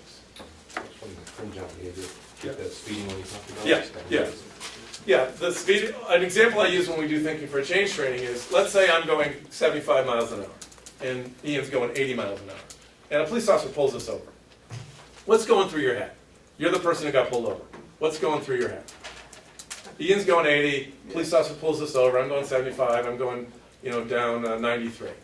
When he gets pulled over, it's doing less speed. Yeah. How come he didn't get pulled over? What are some of the other emotions when the police officer pulls us over? Shit. Yeah? Exactly. None of us have ever been pulled over by a police officer. Yeah. I wish I had their license plate. What's that? I wish I had their license. You wish you had their license plate? Yeah. All those kind of things, right? Sometimes we're even mad at the police officer, like, they're mad at the police officer. What's the only fact? There's only one fact. You're speeding. Okay? So, all of us do think, that's criminal thinking. The things we're talking about there are portions of criminal thinking. Now, all of us have a little bit of it in our lives. The folks we're talking about, it goes on 15, 20, 30, 40 times every day of their life. It's going on with their peer group. It's going on with their relationships. It's going on often if they have a job. It's going on with their substance use going on in their life. So all through their day, this is going on with them. And what Ian and the staff have to do is develop programming that gets them to look at their thinking process. The one common thing of all people in jail is they're really not good decision makers for the most part. Somebody will say to me, well, I was in the car and my friend had the drugs. I said, isn't that a bad decision? Whether you were the person who actually were in possession of the drugs or not, if you're hanging out with people who've got drugs in the car, it's a bad decision. So we work on those kind of things with the folks that we're working with. Any questions on criminogenic risk and need? Yes? I noticed that you have use of alcohol and drugs at the bottom. Yeah. Shouldn't that really be at the top? That's an interesting point. And I didn't develop this chart. It was done by Ed Latessa. He's the kind of foremost person in the field. Here's what his description of this, and I agree with him, is until you get to the thinking process, until you become a better decision maker, you can't solve the problems on the bottom. So I always said I had the same question when I saw this the first time, and I said, well, why is it this way? Until you deal with your cognition and your thinking process and the way you live your life, you're not going to be able to get around the drug addiction issues. For example, what do people have to do when they want to stay sober? They got to be around the right people. They got to avoid people who are going to be negative in their lives. They've got to be careful about who their support systems are and who they're around. All those things are there, and all that relates to the cognition issue. So all that relates to up here. So the same question I had is, until you begin to address your decision making and your thinking process, you're not going to be successful in any of those areas down the bottom. For example, we had a program where we were putting people out and they were getting jobs. Weren't we great? We had about an 88% employment rate. And then we found out that most of them didn't have a job a year later. So then we put them in a cognitive group, and then we sent them out to work. And about 78 to 80% of them had a job a year later. Okay? So when you combine risk areas together, when you combine programming that looks at the thinking process, like Thinking for a Change, and you combine it with substance abuse treatment groups, and then you combine it with education groups and employment groups, the offender becomes more prepared to go back out in the community and it can become more successful. And then you have less problems with their jobs, they have less problems with their relationships, with their partners, all those kind of things. I mean, if you've worked in our field and you've assessed people and you've interviewed people, you've heard this statement before. She got in my face, so I had to hit her. Okay? I've heard that thousands of times over my career. And when I first heard it, it was offensive to me, but the people that we work with often don't see other options. Okay, so you're in the room and someone's getting in your face, and this is my option. There are other options, and most of us understand that there's other options, but the folks that we work with don't always think about, well, I can walk in the other room, I can leave the house, I can do a lot of other things. So a lot of what Ian does with people, and he can talk about as we go along, is teach people how to make better decisions throughout their life. And that's what we call our core group. And that's why it's so important that he's been trained and certified in that particular model, because he now can deliver this along with other staff and train other staff to do it because of his background and his certifications over the last, several years. I don't know if you want to say anything more about that. Yes. Yeah, just a follow-up. It says abuse of alcohol. And when I read that, I'm saying they're already hooked. Yes. Once they're hooked, everything above that, it goes out the window. Yeah. Because, the burglaries and all of the crimes that they commit go to support their drug habit. Yes. So, once they're hooked, the rest of it goes away. I can give you a response to this, Representative McCarthy. The evidence has shown over the years that substance misuse is a symptom of behavior choices. And it's often dependent, people are dependent on it for a coping tool. When they get new training and new skills to address their thinking and change the way they think, they actually are able to change the way they behave. And that draw to substance misuse, that behavior changes. I agree with that entirely when you use the term misuse. But when they're hooked, it's not misuse anymore. But what Ian's discussion there is, you still have to get there the same way. So they come to jail if they are in jail. If they're in a program in the community, that's just fine as well. But if they're in jail, you can stabilize them there. You can then start to focus on these decision-making processes. And they have to get clean at some point, but they also have to make decisions. Getting clean alone isn't going to be a success process for our clients. They've got to get to a point where their whole life is out of control. Their addiction and their thinking process is there. And all of it is related to their poor decision-making process. And there's a lot of criminal thinking going on with the folks we're talking about. It's not just about substance use. It's about all areas of their life. And that's where I started to feel a long time ago. A long time ago. And when I first started, we just worked on the substance use stuff. Let's just do that and they'll be okay. It didn't work. You have to look at that. That is very critical, but not only the only point. You have to look at substance use, decision-making, employment, education, and tie it all into one knot to be successful with our people. Because high-risk offenders have so many problems in their life that you've got to get to it all to be successful. Yes? Thank you. Maybe you could clarify, or if it's farther into your presentation. Yeah. When we have people in the county jail, some of them are there being held for court, am I correct? Some are being held because they have committed a crime that sentenced them to less than a year. So you have them just for that period of time. And the ones who are being held and are convicted and get a sentence of 10 years go to the state prison. So are we working with those prisoners that are just being held for court? Are we working with those prisoners that are there for less than a year? And are we working with those prisoners that are going on to the state prison, and are they carrying all of those messages that you're working with them to the state prison, and is the state prison following up? Good. There's 4 questions. We'll get to all of them. We will absolutely be working with the people that are sentenced to the county jail. That's the first group. The people that are awaiting trial, there are some limitations to doing some of the work based on self-disclosure. And they are innocent until proven guilty, and they can't self-incriminate themselves by talking about the nature of certain offenses. But we're happy to work with them up to that point. For anyone that's going off to the prison, this is consistent with treatment plans and programs that are happening within the prison and through probation and parole. So it's a continuum of care. So it's a benefit at any point for them to have exposure to this. Does that answer your question? It does, thank you. Now, to be truthful, the DOCs, the ones that are doing this really well, are doing more advanced work than the state is right now. Just to be honest with you, the DOCs that are doing this, there's about 6 or 7 of them around the state that happen to be really innovative. It depends on where you go in the country. Massachusetts, the sheriffs have done this, and the local jails have done this for years, and the state didn't do as much. You go to Colorado, and the state's system is really good. Connecticut has a great state system of doing this evidence-based practice. But the strength in this particular state happens to be local. It changes, county to county. These guys are being modest. But the question over Judge, anybody?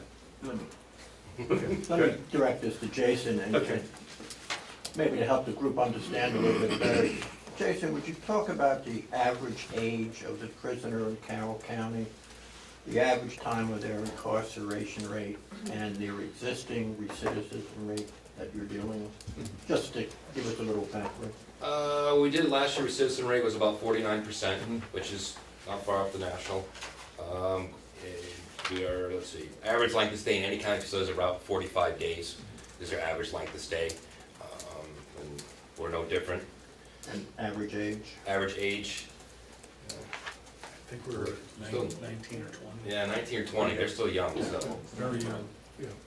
And which is also why it's successful on the county level, opposed to the state level. Once you get to the state level, they're a little older, they've been around the block a little longer.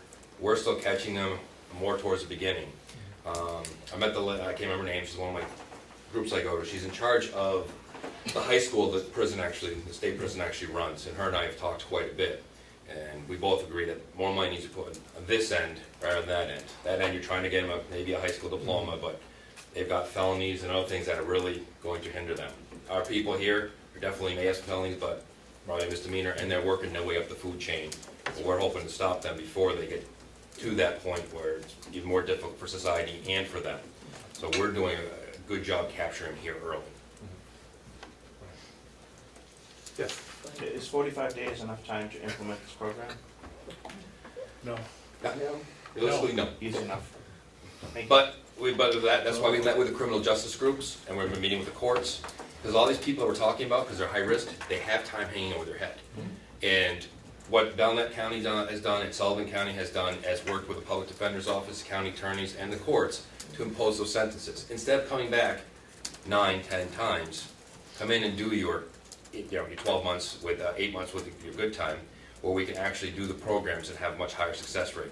Belknap County, as soon as they finish their expansion of the jail, they worked out with them, they're going to be doing trying to impose 12 months. Sullivan County does a great job of imposing longer sentences, and then they do another, 9 months of probation?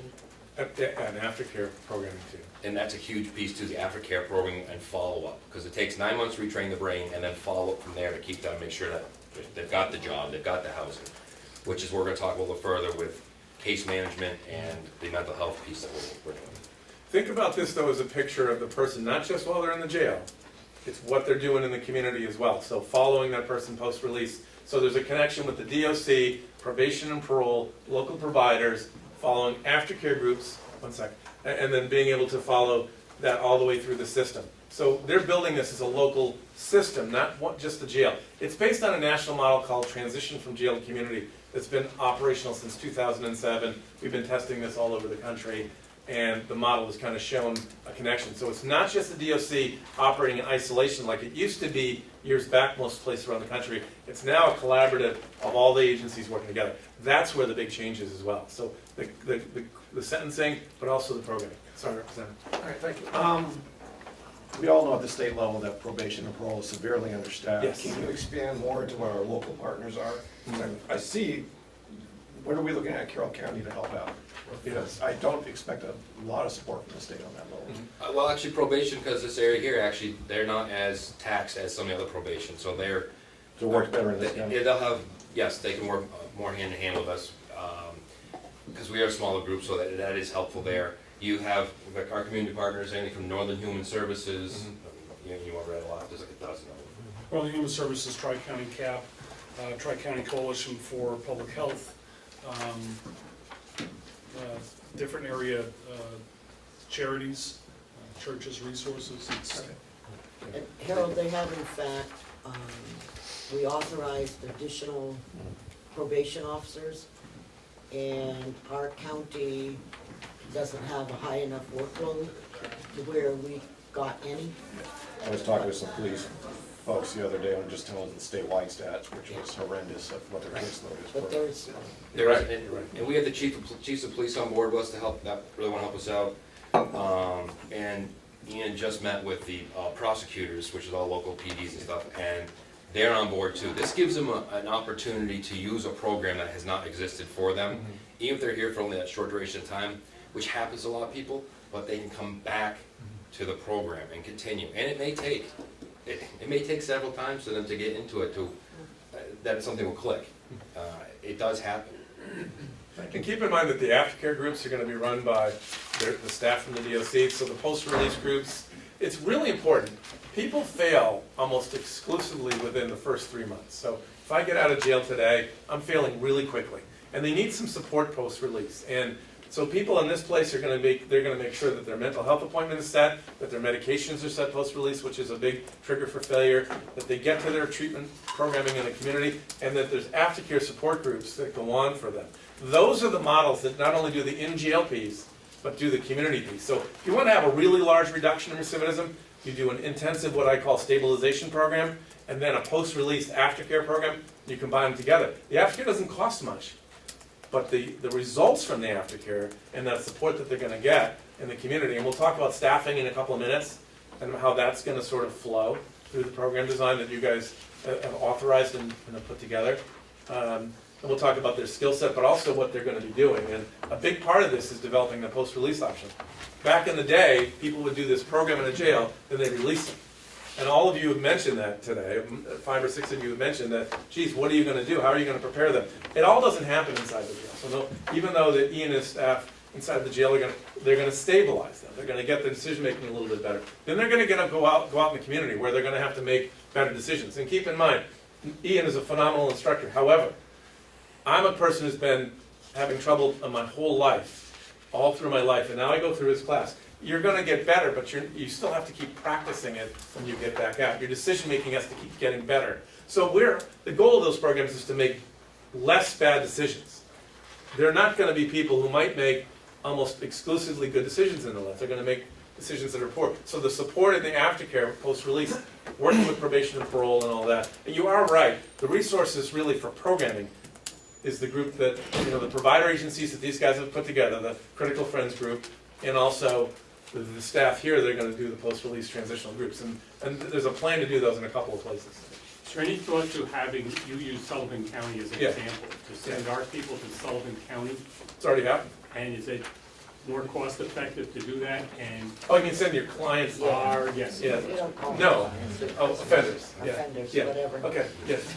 Sending your people to Sullivan County? No, I don't think so, because one, part of the program design is the community. And so you have to have a local community's ability to do the work correctly. So, for example, if I go to Sullivan County, I'm an offender who's in the jail, I'm an inmate that's in the jail, and then I go to a program down there, I gotta come back home. And the aftercare has gotta be critical for that process. So you would get a little bit of help, but you wouldn't get the continuation because the staff here know exactly what the issues are. They know who to send people to make sure the appointments are okay. So the providers actually come in before they get out. So I'm a provider, and I'm gonna be working with you post-release. I come in the building, I talk to people about what's going on, they get to know me, and then when I get out, there's a clear plan. There's a transition plan where the provider agencies, probation and parole, and the DOC plan it together, they get in the room together, and then they make that process happen. So if you're only talking about an inpatient program, yeah, you could do that anywhere. But they're talking about an inpatient program followed by a transitional program that supports them for at least a year out. That's why it has to be done locally if you're going to have long-term effects, at least the best effects. So the folks in this county know this county, and Sullivan County people, there has been a case or two that's a person coming back to Carroll County from Sullivan County, and when I've worked with them, and they say, well, they don't know who do I send the guy to? Who do I send? What kind of program do I go to? How do I get that person mental health treatment? It's kind of a local thing, and that's why it's so important for local jails to have their own program model. And also it wouldn't be you'd be spending money in a way that probably wouldn't be cost effective. So in the long run, you'd probably still be spending more money and getting less result, if that makes sense to you. That's how part of the program is we want to step down. If it's 50 a year, to step down to your minimum, so outside work release, and then hopefully home confinement, those kinds of things, where we have to monitor them. Now, the jail's not gonna come up here and monitor them, so that's why it's local, so you can have the local control and work with them. Show us the fullness of the program Sure. so that we can Yeah. have Yeah. a sense of, what questions we really need to go through. Okay. Just one, let's say somebody that's here in Carroll County is not from Carroll County.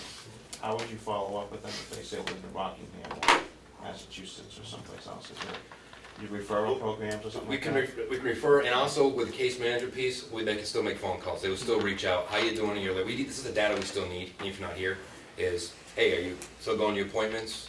Can we, that person that's case management, we'll get to, and there is that follow-up piece.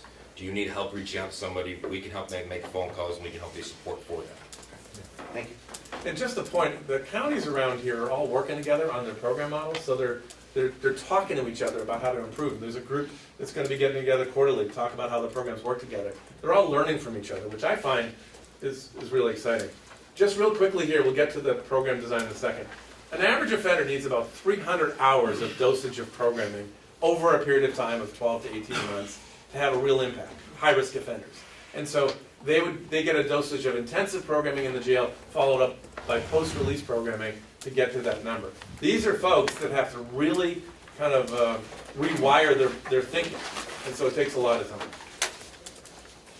And so if you think about the offender here, okay, we're addressing all these risk need areas. The programming addresses this risk need areas, not only the in-jail programming, but the community programming. So both of those things are sort of connected together, and Ian and Jason and the staff have developed a program model that addresses this stuff, okay? Post-release programming is also there, but this is what's happening here. So getting to the program piece that you guys are looking for, Ian, why don't you walk them through what we're doing? So just to start off, the core of the programming is centered around this cognitive-based, evidence-based cognitive change course called Thinking for a Change. It's been out for about 12 years now. It was developed by probably some of the finest minds around, and it was designed for criminal offenders. Through 25 sessions, they are taught some certain social skills, and these are the skills they need to maximize results when dealing with other people or groups of people. So we're addressing some of those antisocial personality behaviors there. There's specific skills about cognitive self-change. Thinking the way you change will change the way you behave. No one has a negative thought and a positive outcome, or vice versa. No one thinks positively and then does something negative. And then the last piece is problem solving. And to piggyback what Kevin was saying, offenders usually have one or two ways to think about something. It's this or that. If and then, and it's black and white thinking, and being able to develop more ideas and have more options gives them more control over their lives, gives them the option to not get themselves into the trouble that they've seen in the past. So the core is this thinking for a change. On top of that, we started addressing substance abuse through living in balance, talking about what drugs and alcohol actually do to the body and the mind. There's very physical effects that it has. Another core component to that is to follow up with a substance abuse group called Seeking Safety. For most substance abuse or misuse, the core has been a result of some type of trauma for individuals. And the substance abuse has been developed as a coping mechanism. And until we deal with their trauma, until they deal with their trauma, they're not going to get past the substance abuse and misuse. So those are the core elements that make up the programming. Beyond that, there are self-directed substance abuse groups. Smart Recovery is a program that we're very interested in looking at. Yeah, There's parenting group too. Parenting group. There's HiSET, or what you familiar as GED. Job skills, how to develop resumes, how to just fill out an application. And we'll talk, Some of these, for higher high-risk people, are definitely in those core programs, but we also want to capture some of the low-risk people too, which will be job skills, resume writing, how to dress with success, because they're not with us that long to be pre-trial and head back out, but we still want to get them something. And that's where our staff is very, I think, is awesome. I'll just say that. Our staff wants to teach. Yes. We have offenders that lack the basic skills to maintain their own personal records, have a copy of their birth certificate, have a valid driver's license. I have offenders that don't know what their social security number is, let alone have their own card. There's some basic skills that will help them function. If someone goes in to seek a job and they don't have the forms of ID necessary for an I-9, and then they don't have the problem-solving skills to come up with different options, they will revert back to what they're most familiar with. And if that's been criminal behavior, that's our recidivism rates. And this program here, some of the programs have to be taught by a master level clinician. And I am very happy to say, and we're very lucky, a gentleman named Jim Stoddard, we were able to hire him. He will start August 22nd as our full-time mental health master level clinician, also in finishing up his LADAC, licensed alcohol drug counselor. And he's been with us now 14 hours a week, contracted out services. Who can teach those classes that he's been trained in to teach them. On top of that, he does one-on-one therapies with them or meetings with them, helps with the aftercare. And those that are in crisis mode, especially the mental health stuff, he is the person that we deal with, helps us write plans, involuntary admittals to hospitals. He deals with the hospitals to get these people in with Ian. Is a huge piece to this whole puzzle that is, we're very, very fortunate that he is going to start August 22nd. Is so excited and has a lot of thoughts about helping out this program. The case manager.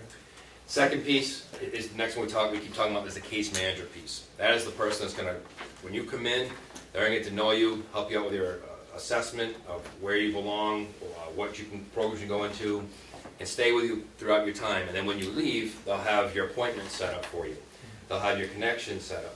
They will follow you up in the community. How are you doing? Are you making your appointments? Do you not have a ride? Can we hook? There is people out here that will help do rides. Recovery coaches out there that will help out. They'll be coordinating all of that and gathering a lot of data on them of how they're doing. And it just closed for that position like last week, and we will be interviewing. We have several candidates we'll be interviewing to find a case manager for us. We'll be doing that piece. So the programs department under Ian will now have 2 more people, which is great because we have really severely lacked. We've done the best we could of what we have. This is going to be a huge step forward for our county and this community. And when you look at that, I agree. And I think when we talk about staffing, you match the size of the county with the size of the programming and what you have. And I think you have a really good match there. It's a mid-sized car, staffing-wise, and I think that's where you want to start with and see how it goes. The programming is set for men and for women. The women's groups are different. There's gender-specific programming for the women. So the women and the men are completely separate. When you combine men and women into programming like this, the women do very badly. When you separate them out, they do vastly better. And these guys have a program model. So if I'm going to thinking for a change, I'm going to have a person there'll be a women's program and a men's program, and all the way through. So it's not just one program, it's basically one for each group. So again, there's been a lot of research on this kind of programming model, and I've been to about 300 places around the country, but about 50 that have really implemented fully, and they're showing great results. So obviously the first thing you do is screen. We talked about the proxy, okay? And then you go ahead and you take a look at, well, what do we have for options for this person? There's going to be an assessment tool that we use, which is called the ORAS. It's a risk need assessment that takes a look at what are the risk areas, but also what are the need areas of that person as they're going through it, and how can we develop a plan and a model for them? Which probation also uses too, so that's why it does transition to them. They use the same assessment tool. Yeah. And Jason talked about what are we going to do for low-risk people. It's not a big number, but the low-risk people probably just need an employment, maybe a high-set class, and that's about it. These folks here need that all-day program, and that's where they're going to fit into. And most of your people fit sort of either here and then all of this category group, so developing a program that works for that. But it's really important to do with screening and assessment and programming all together. it's really important to do each piece, so making sure that you've got a transition plan. So if I'm getting out of jail today and I'm an inmate, there's a plan. The schedule for my appointment for next week on Thursday with my doctor, the schedule on Tuesday to go to an AA meeting, on Wednesday I'm doing this, et cetera, et cetera, et cetera. Because if they don't have a plan when they get out, all this programming sort of goes out the window pretty quickly.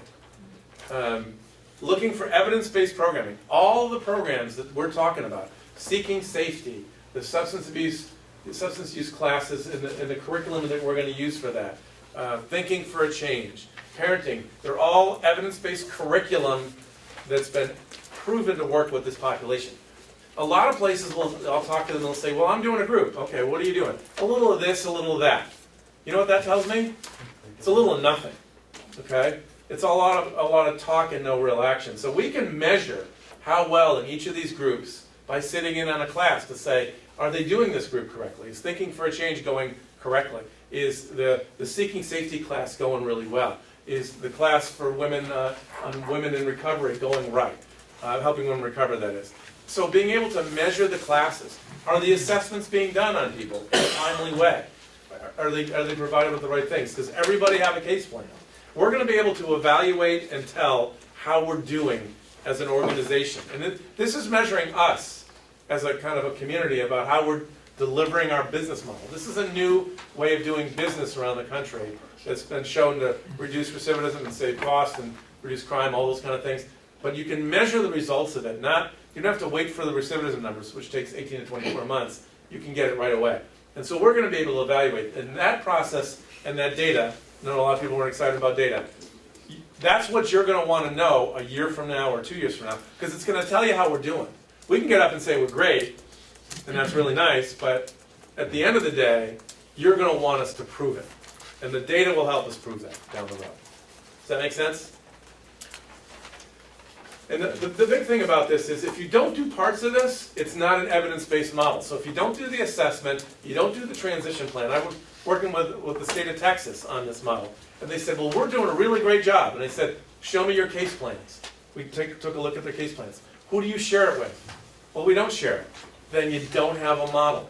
So you can do the case plan, and if it sits in a file, it's this nice report that sits in somebody's office that nobody reads. But if Ian provides that same information to the community-based providers he's working with probation and parole, so you're all on the same team, that's where the success is going to come from. And that's kind of the model that we're building and presenting to you today. Okay, sorry. So again, these are some of the classes. And what's that?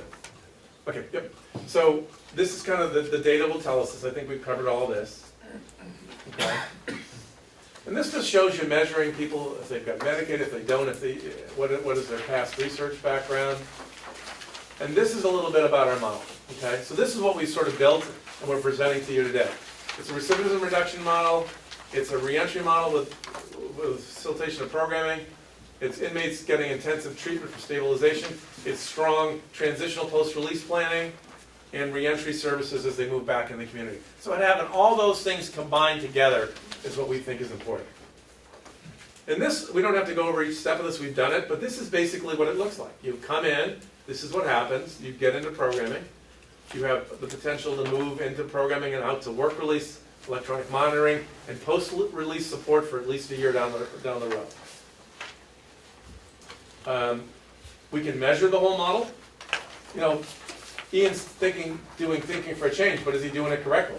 How do I know he's doing it correctly? 1, we can sit in on the class. 2, he's been fully trained.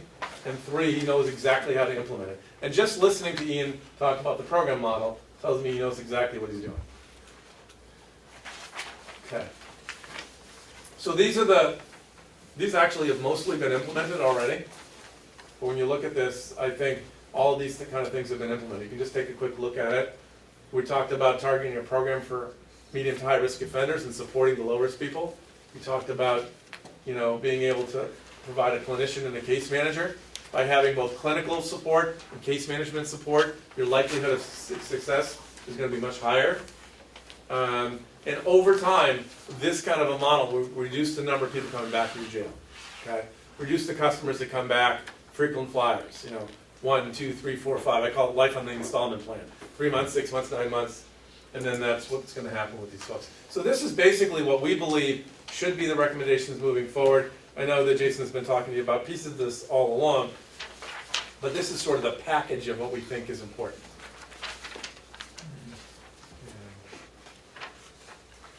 This is what's happened. You know, pretty much all these things have been put together in just a few months. You guys did a lot in 3 or 4 months, right? 5 months, 4 months, yeah. Moved very quickly. Yeah. Yeah, we sort of hit the ground running, because we believe until you have the model down, you can't do anything else. So Jason and Ian and the staff have been highly engaged and willing to really hustle to get it done, which is exciting. And these are some of the next steps. I think we've covered them, but you can see them here on your printout. You know, most of these are complete already. So we sort of set things, you know, on paper, and then we did them and monitored them, and they're almost all in place. And when I say they're in place, they're actually in place in an effective and thoughtful way. They're not just something that these guys whipped together overnight. They really thought it out. And you can see again, we've had all the meetings of probation and parole. This is what our target was. The only piece left is, you know, to continue to look at funding. And funding is our next step. So that's the next piece we want to take a look at. We've kind of built the model, and we want your feedback on if you think it makes sense. And, you know, those are the things we've looked at. So I don't know if we want to talk about the grant or not, or do that here. Yeah, okay. We initially put together one small grant that came out to us to look at, and with Kevin's help, does have on a slide to talk about this first initial grant for an aftercare piece that we're looking at, possibly with like a half-time LADAC, licensed alcohol drug counselor in the community. We'd partner with someone in the community on this grant to help us follow up even further, or in support our classes if our mental health person wasn't there. Say they need days off too, to support us with that. So that is the first initial grant that we're doing right now. It's mainly written. One piece left is our financial director, over there, is helping us with the financial wording. Yeah. And that's the last piece, and that's due by August 19th. So when we get that piece, we'll be giving it out to the delegation grant committee and commissioners. And then when that's finished, is next year is a second chance grant, which I'll let Kevin talk about more because he's dealt with a lot more. Is we'll be going for that piece because that is a 3-year, usually commitment by that we get money, which will really support the program. So we can talk about that. Yeah. Just the one thing about this is no matching funds, so there's no cost to the county to apply for it, and it can help you evaluate how we're doing and take a look and decide if you want to fund it down the road or not. And the Second Chance Act also happens to be a program that you can apply for that doesn't require matching funds. You know, some federal money goes, they pay 100%, then it's 50 and 25%. There's none of that. So it helps you really kind of establish your model. And with the Second Chance Grant, we would not only get the staffing, we're not going to ask for a bunch of staffing. We're talking about what do we need for the county. The enhancement of this aftercare piece is the thing that we think is the most important. And then also some research funding into that to evaluate the programming and the funding and those kind of things, and some staff training, bless you, being able to look at those. So we're not talking about applying for tons of money, just the kind of money that we think Carroll County needs. If you apply for a bunch of money, like let's say we applied for $300,000, we know we can't sustain that. So we want to apply for money that you can evaluate as a local community and say, do we want to do this down the road? Does this make sense for us or not? And you'd be able to do that. So again, this first money is with the Cheryle Foundation. We're going to apply for that. And then the second pot of money is with the Bureau of Justice Assistance, the Second Chance Act, and it's funded federally.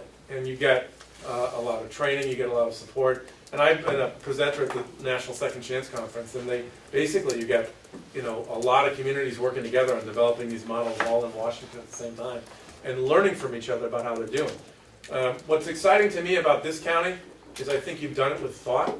You've implemented a model that you all recommended to take a look at, and you've done with thought over the last, you know, year or so, and it's being implemented pretty effectively in my mind. And the other thing that's exciting is the state of New Hampshire, the DOCs have really kind of talked to each other about how to do it together.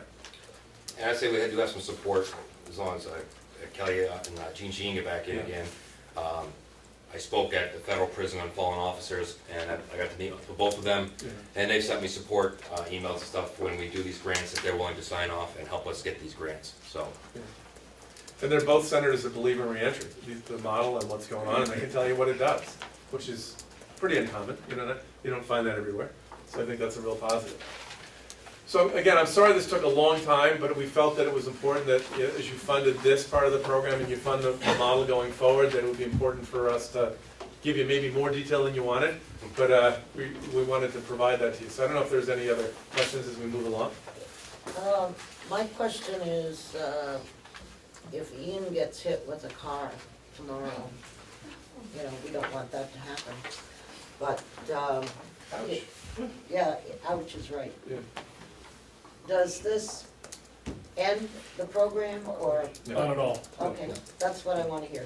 Because staff have been trained, both Jason and Ian understand the model completely.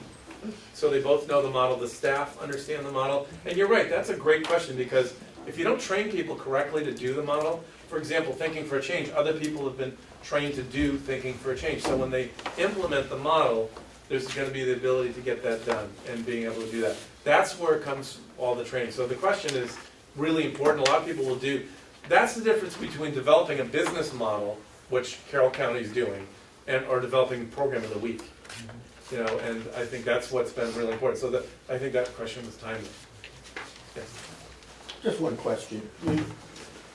Your average 19-year-old inmate will go through the 60-day program average way. Could you talk a little bit about your job placement network, how your success or lack of, or how that's working, or how does that? Well, I'll say a little bit, then you get the rest. I can tell you for job placement, I mean, New Hampshire Business News called me last year because they can't find laborers anywhere, so we get calls all the time seeking people for work.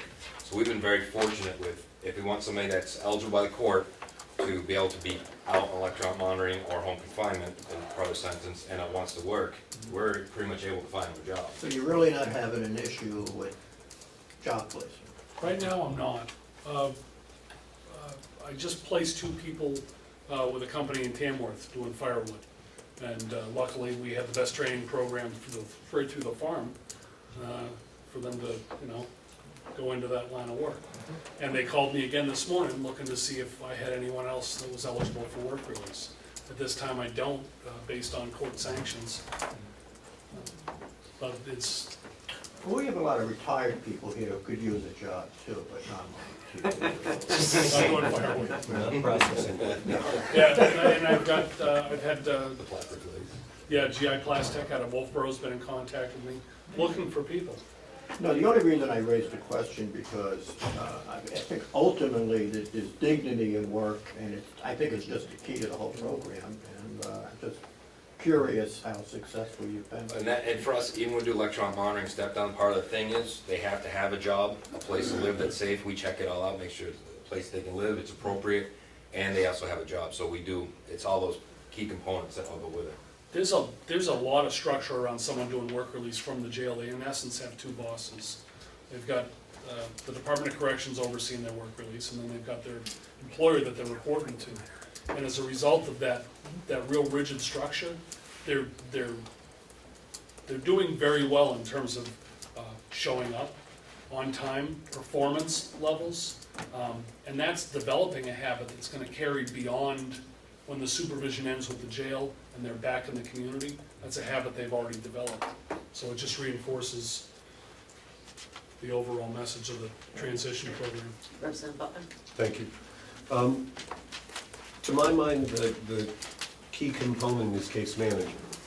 And so 2 questions. One is, does everybody who is discharged from the jail have a case manager? And if not, why not?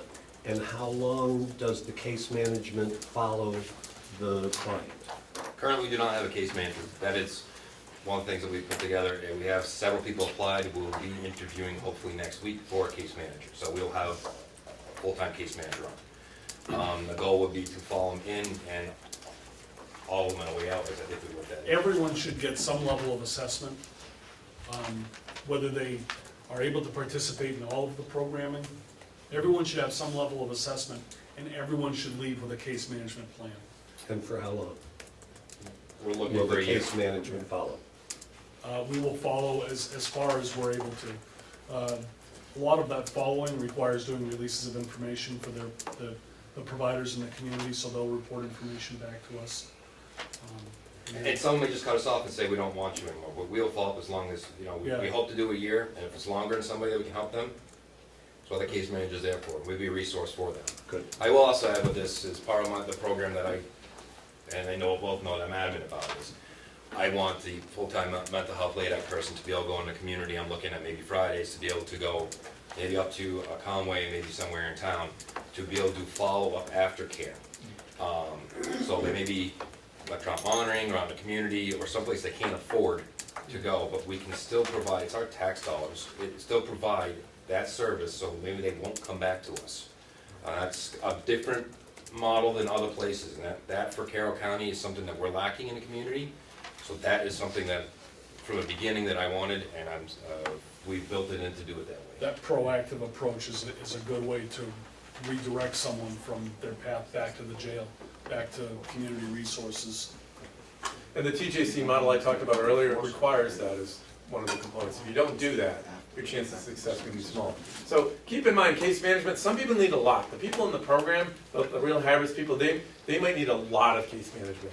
People who are low risk probably just need a referral and a little bit of other support, and call us when you need us. But this high-intensity group is going to get case management all the time.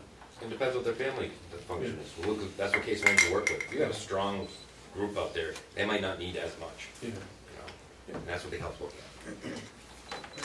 Would this be built into the sentencing and parole? Could it be? Yes, that's why we're working on that. Yes. Yeah. Great question. In essence, it already is. An adult order commitment has an option for the courts to acknowledge that the person will meaningfully participate in any programs directed by the correctional authority. So it's already a component that's kind of built in. I know you said that the program should run for 60 days, but yet most of our people only stay for 45. How do we, So we're gonna put them in to begin with, but like Sullivan County, when they started, they went through the same transition period that we're going through.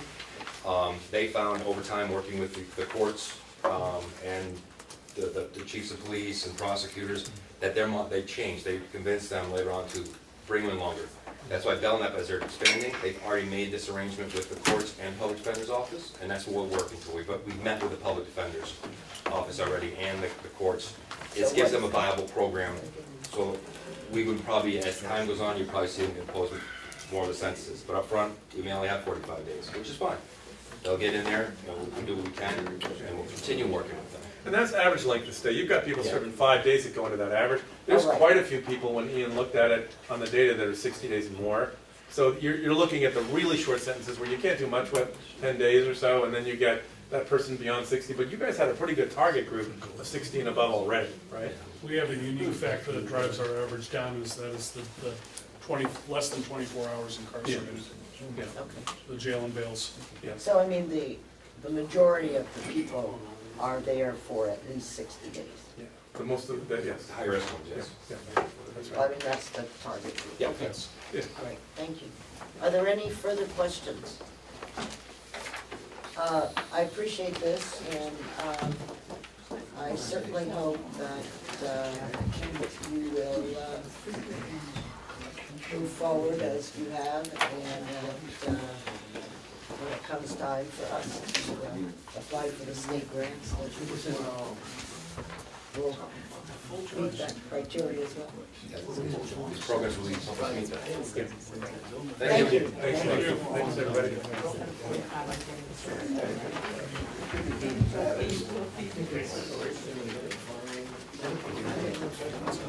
Okay.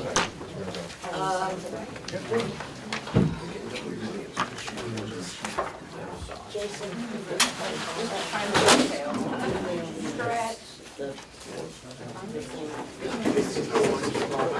Like what power?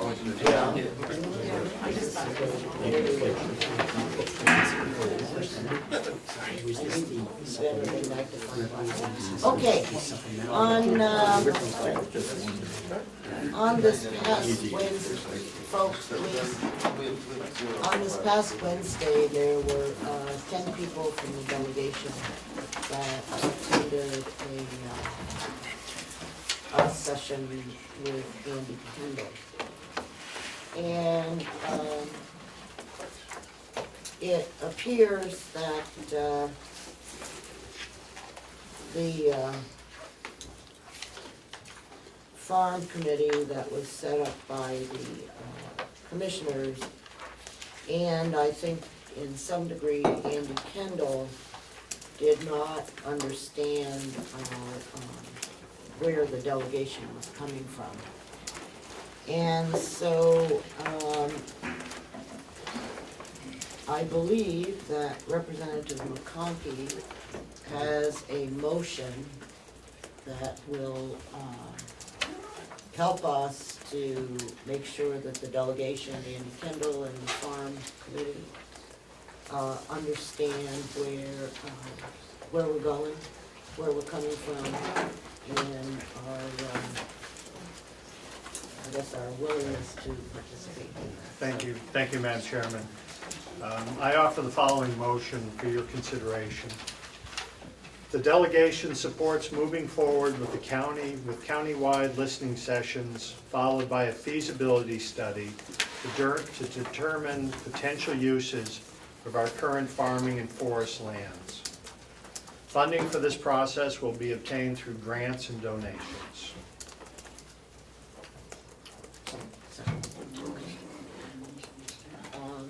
Is there any discussion? Could you just repeat it once more, please? Be happy to. The delegation supports moving forward with countywide listening sessions, followed by a feasibility study to determine potential uses for our current farming and forest lands. Funding for the process will be obtained through grants and donations. Thank you. I'm seeing no discussion. Oh, yes. Thank you, Madam Chair. Who will actually conduct the listening sessions? That'll be up to the commissioners to figure out through RFP or whatever, depending upon, you know, where they're, what they think is right. I believe that Mr. Kendall has made a recommendation for a company that he highly respects. And it's also my understanding that he thinks it can be done for under $5,000, which puts it into a different category, so. Glenn, would you like? Right. I'm sorry, Representative Cordell. Madam Chair, after the meeting last week, I did have a chance to have some further discussion with Mr. Kendall about that issue. And he did, as the chair suggested, recommend a group called Land for Good out of Keene, New Hampshire, who he's worked with in the past, and who actually worked on the feasibility study that was done several years ago by Cheshire County, who was in a similar place back then to where we are now. And I suggested to him also that we are very involved with cooperative extension and that perhaps they could partner in these sessions because cooperative extension does have an economic development group that has conducted these types of listening sessions in the past, and he thought it would be a good partnership.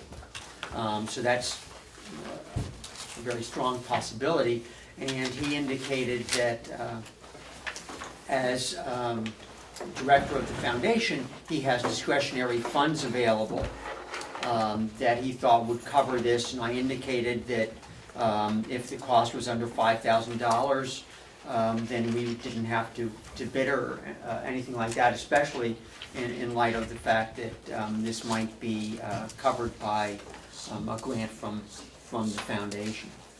So I think that, you know, he is ready to and willing to proceed with those listening sessions and to get the ball rolling, hopefully.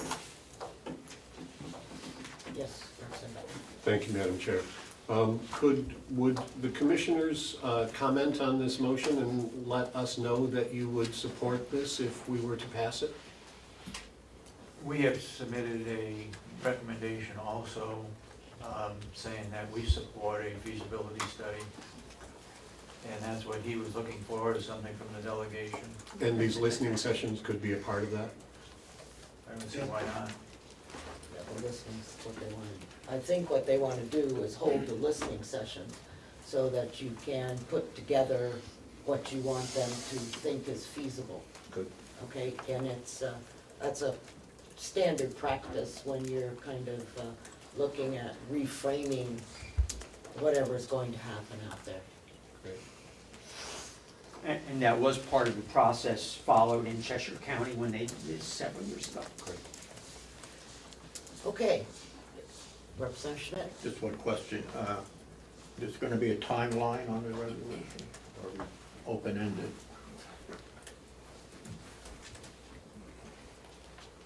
If I could. Just certainly. I believe from the meetings and conversations that I've attended and from what I'm hearing from Representative Cordelli, that they would, with this assurance of both the delegation and the commissioners, they hope to get started on this still in this calendar year.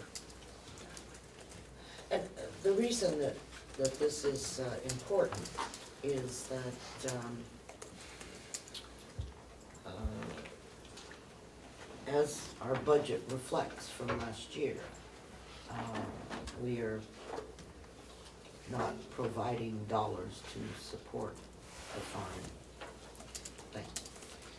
And Mr. Kendall did indicate that there should be certain things that continue to go on, such as fertilizing, whatever else there was, that would make the, would allow the land to be palatable, or maybe that's the wrong term, but maintained, what? Growable. Tillable. Oh, tillable? No, growable. Growable, whatever, for if the final recommendation was to lease the land for whatever. So, that's why we need to move forward. And there was also some discussion about, well, we've got an election coming up in November, blah, blah, blah. And I think I stated that, as far as I know, anyone that isn't sitting here but running also supports the same kind of action. And so whether we're all back at the table or some of us aren't back at the table, that this direction needs to move forward and not wait until November. Okay, yes? Since we're dealing with a public asset, how can we be assured that the listening sessions have some involvement with the representatives and the commissioners? I see the listening sessions, I hope, not going to, an outside agency, and the people don't have the representation in there. So are we gonna actually be involved in that process? Well, And can that be worked into the motion? I would say that, historically, listening sessions are open to the public. And it's up to the public to attend. And I think that, that's part of our responsibility as, representatives. I know there were 10 of us here on Wednesday, and I would assume that we will continue to be actively engaged in that process. Okay. There was a company hired by the regional planning commissions known as New Hampshire Listens, and they actively frowned upon elected representatives to show up and get involved, afraid that the public would not feel free to speak. I just hope we don't move into that direction. I can guarantee there's no one in Carroll County that's afraid to speak. I encourage everyone to get involved. Okay. Melissa, will you, I'm sorry. Ed, will you do the roll call, please? I will. And if I could, we'll make the second. Thank you. Representative Cordell? And the motion is, again, The delegation supports moving forward with county-wide listening sessions, followed by a feasibility study to determine potential uses for our current farming and forest lands. Funding for this process will be obtained through grants and donations. By Representative McConkey, second Representative Cordelli. thank you. Representative Avalani, Yes. Representative Bucco, Yes. Representative Butler, yes. Representative Chandler, Yes. Representative Comeau, Yes. Representative Cordelli. Yes. Representative Crawford, Yes. Representative McCarthy, Yes. Representative McConkey, Yes. Representative Nelson, Yes. Representative Parker, Yes. Representative Schmidt, Yes. Representative Ticehurst, Yes. and Representative Umberger. Yes. Unanimous. Okay, great, thank you. Okay, If I might bring up another possible motion do you mind? related to this issue. Go ahead. At the meeting on Wednesday, there was much discussion about, and you already touched on it, Cheshire County went through this process several years ago. And I have had a chance to go back and read their report and final report and all. And I think one important thing that we could do is to follow their model in this regard. And that would be for the delegation to set forth guidelines for future use of the farm and forest lands. I don't think that we can do that until after the listening sessions. Okay, because I know that, you know, philosophically, I think all of us have, you know, different things. And what I would ask is if you would scan that page, 'cause I read the report as well, but scan that page and send it out to the delegation members so that they can see what Cheshire County listed, and that, you know, maybe one of the listening sessions will be with the delegation. You know, I have copies of my proposed amendment, and I can follow that up with the Cheshire County. I'd rather not Okay. tie us to that at this particular point, Okay. okay? Sorry, Mr. Robichaud? Madam Chair, could we also get a copy of that as well, as that he's passing out, please? I'm not passing it out. Are you sending it to the delegation? Yeah, well, it was my understanding you had a copy of the Cheshire County. Yeah, but not Study. that, Right. we're not that document he's passing out. He's not passing it out. Is he emailing it? No, Okay. I don't think so. Right.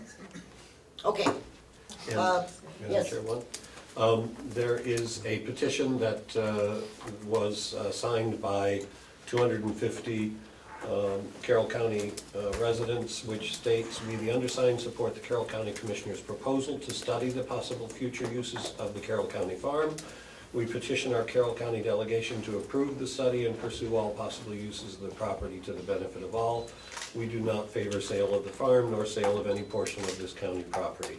And I just want to submit these. There may be some duplicates, but the net number is 250. we'll give those to Melissa to file in with our official minutes. So, thank you, people, for the folks that have signed the petition. They're thinking exactly as the delegation is. Exactly. All right. Thank you. Okay, the next item on the agenda is the Culinary Institute. And perhaps the commissioners could give us an update as to what's going on with that. Yes, Madam Chair.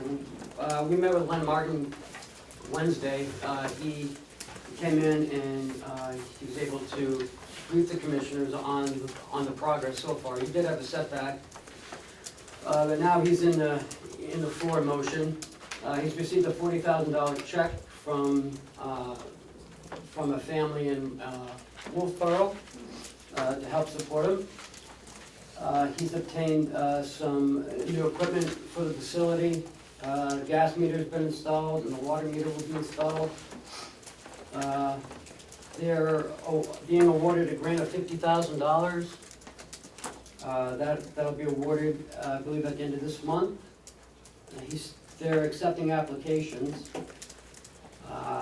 He's had 45 restaurants sign up with the Culinary Institute to receive any graduates that may come out, and also to help instruct some of the students in some of the different meal food preparation.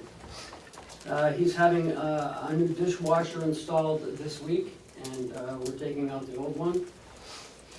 And he's looking at still a September start date. So I think that's yeah, it's a huge goal to reach, but they're still moving forward, I guess.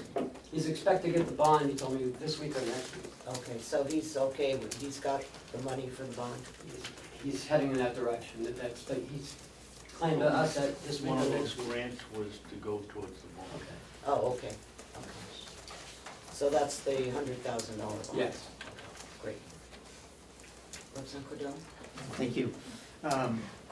I also have been working with his partner in the academy, Darlene Martino, and I've talked with the Department of Education, both in person and numerous emails, and we unfortunately were unable to get the $100,000 cost of the bond, amount of the bond reduced. But it sounds like... Right, and the information that I got last week was that they would find out about August 1st if they were gonna get that bond, excuse me, that grant. Sounds like they have, so that's good. Sounds like they will. And they are proceeding with work. They have gotten approval, they haven't gotten a license yet from the department, but they have gotten approval from the department to start collecting application fees for students that could be used to help bolster their asset column on their spreadsheet. And they are hoping they're working with people for additional donations for flooring and various other things for the Culinary Institute. So I think maybe in a month we'll have a better idea, and I think September is a little overly optimistic. Well, it sounds like that whatever they've been doing it right, and they are moving forward, and that's a good thing. So we'll keep our fingers crossed that they'll be able to start the first class in September. Anybody want to become a cook, a chef? It's a long process. I know. It's 9 months, isn't it, to start? That's to learn how to chop. Yeah, yeah. Okay, so that's, I appreciate that update, and it sounds to me like they're making progress, and I'm happy about that. Okay, the second quarter financial review. Members of the delegation have copies of financial statements that were sent out electronically Friday afternoon and distributed this morning. This will be a very brief presentation because we're in pretty good position right now. As far as expenses go, there are only a couple of areas of concern that I have moving forward. One is that we've had a couple of breakdowns mechanically in the county. One here in the administration building where a circulating pump failed, and one in the sewage system where another pump failed. They have not exceeded budget levels at this point, but it is a concern that we'll be watching in the future if anything else should break down. And the other area of concern is that the jail has been very successful. Excuse me, just a quick question. On your equipment breakdowns, is that under what? One is under the administration building and one is under the DPW.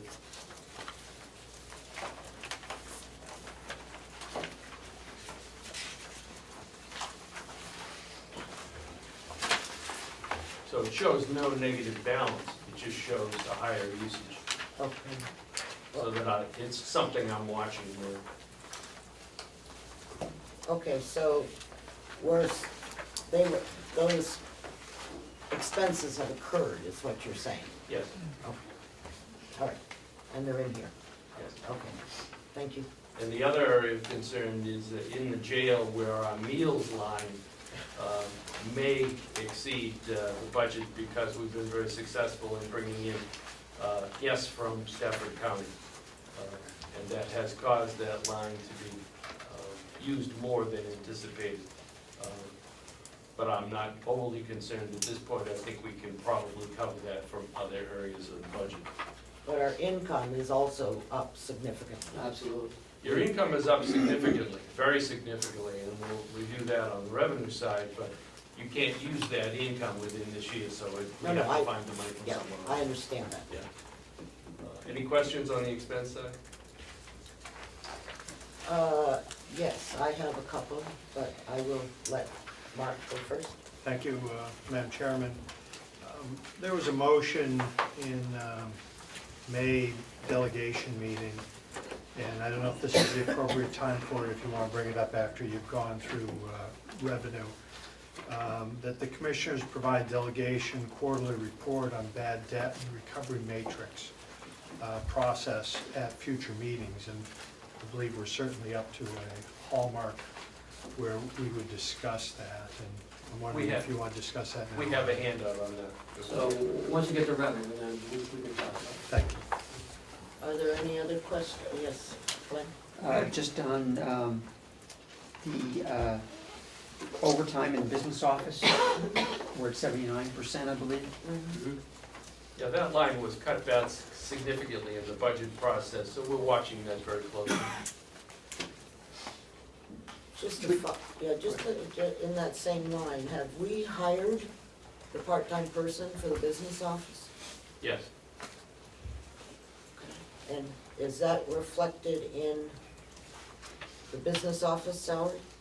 That salary started to be paid out in late June. Okay, so I would assume that that should reduce the business office overtime. Yes, you'll see a bigger reduction in the third quarter. I mean, I think she got one paycheck out of this quarter. Okay. Yeah, that might, I understand overtime if you hadn't hired that other person, but if you've hired the other person, then the overtime should go down. Right. Okay. All right, thank you. Go ahead. The other line I wanted to ask about was DPW. We're over 52%. Any concerns there? The commissioners have any worries about that or any other department expenditure items? At 52%, I wouldn't have a real concern at this point. And the other part of that was, did the commissioners in their review have any expenditure concerns? I guess no. Are there any further questions? Okay, I was also concerned about the DPW salary line, but it sounds like that's not going to be a problem, so we'll watch it. And the second question I have is dealing with propane in the nursing home. And it seemed to be quite high, or at least it appeared that way to me. And did we budget wrong, or are we using more propane, or what, you know? Did the cost change? Did we, I mean, I don't know what. What line are you talking about? I'm just propane in general. One was the kitchen and the other was something else. Well, you've been through the winter portion of the budget, so that your expenditure is going to be high naturally from that. It levels out during the summer months, obviously. So we heat the building with propane. Yeah. It's much cheaper than Cheaper right now than pellets. Right. Okay, but I saw it's going out for pellets, so. Mhm.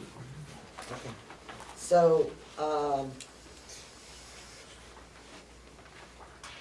where did,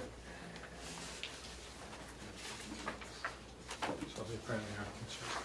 so, we didn't, what you're telling me is that even with our mild, very mild winter, we didn't,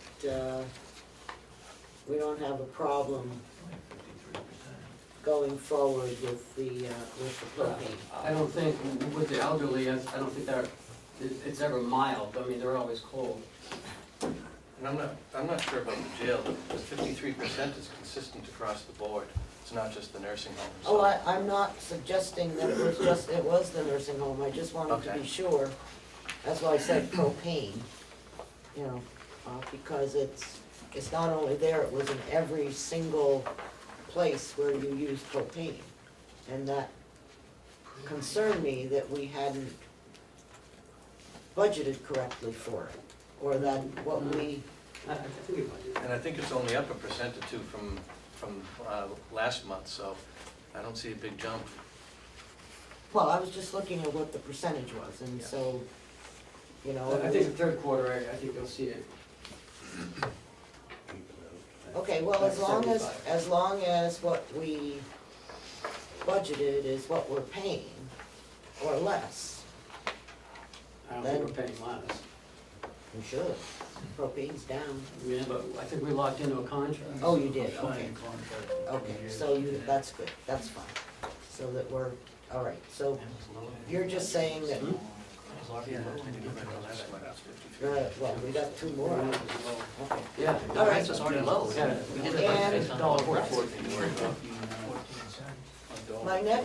My next question was dealing, yeah, but let me finish.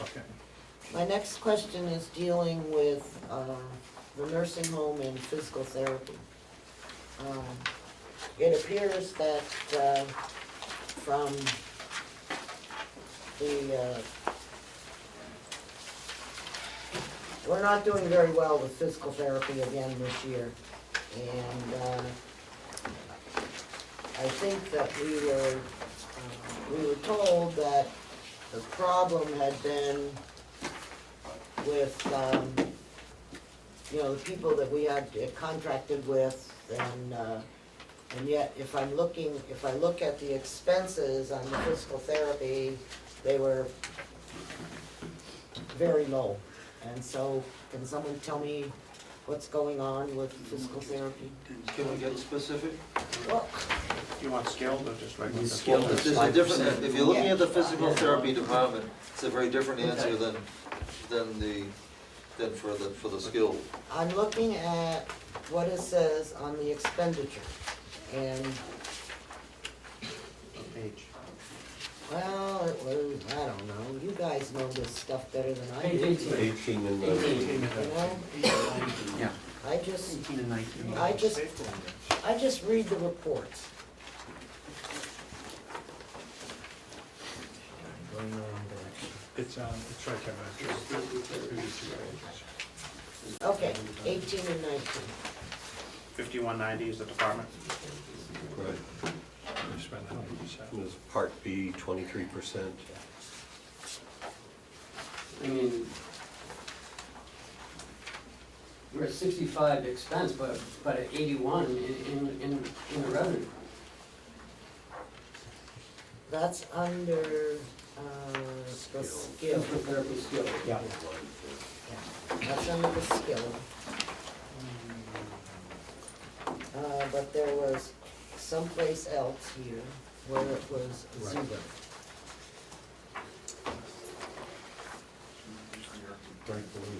We're gonna move those. Yeah, that's the To physical another therapy part department. B was at 23%. Madam Chair, you're right. Oh, thank you. The Part B has been down, it's increasing, but overall, when we combine our Med A and our Med B, we're right on target on the revenue side at 49%. Med A is up at 55.7% on revenue, for a blended average of 49. Med B is below average at 25.2. It's taken a drastic increase. We only started June 1st with our new provider, so we're just barely seeing the results. But it is trending favorably, and we are on budget. So that was June 1st. Correct. Okay, new provider. Okay,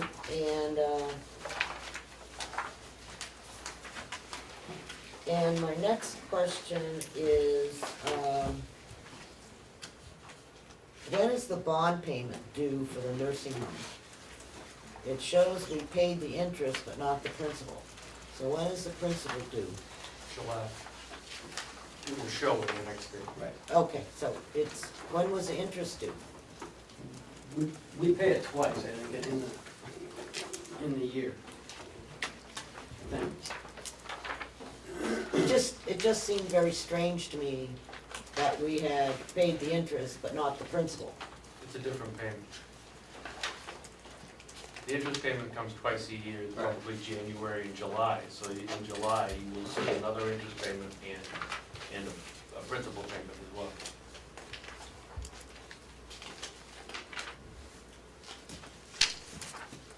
Well, I thought it showed.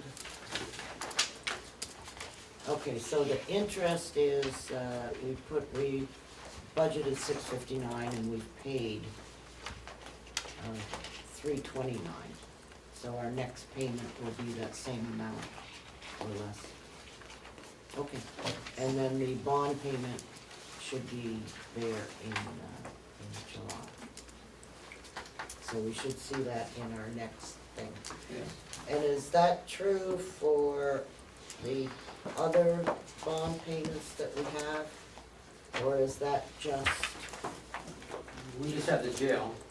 It may or may not be true. You have Each jail and payment is a little bit different. And you have It has a little bit SRF different and attributes. a couple of SRF? I think that's already been paid off. No.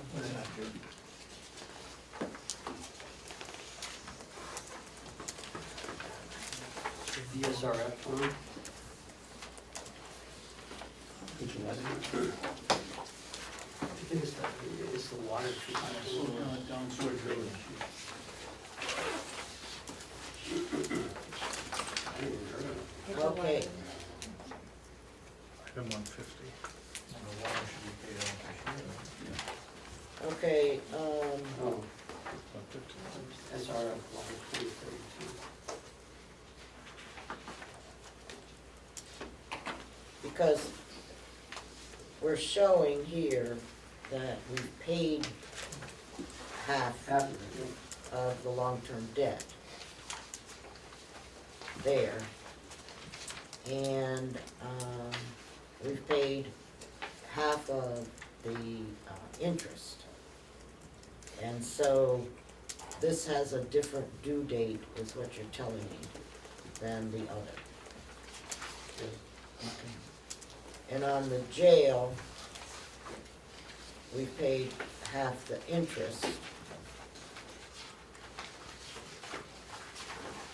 And all of the principal.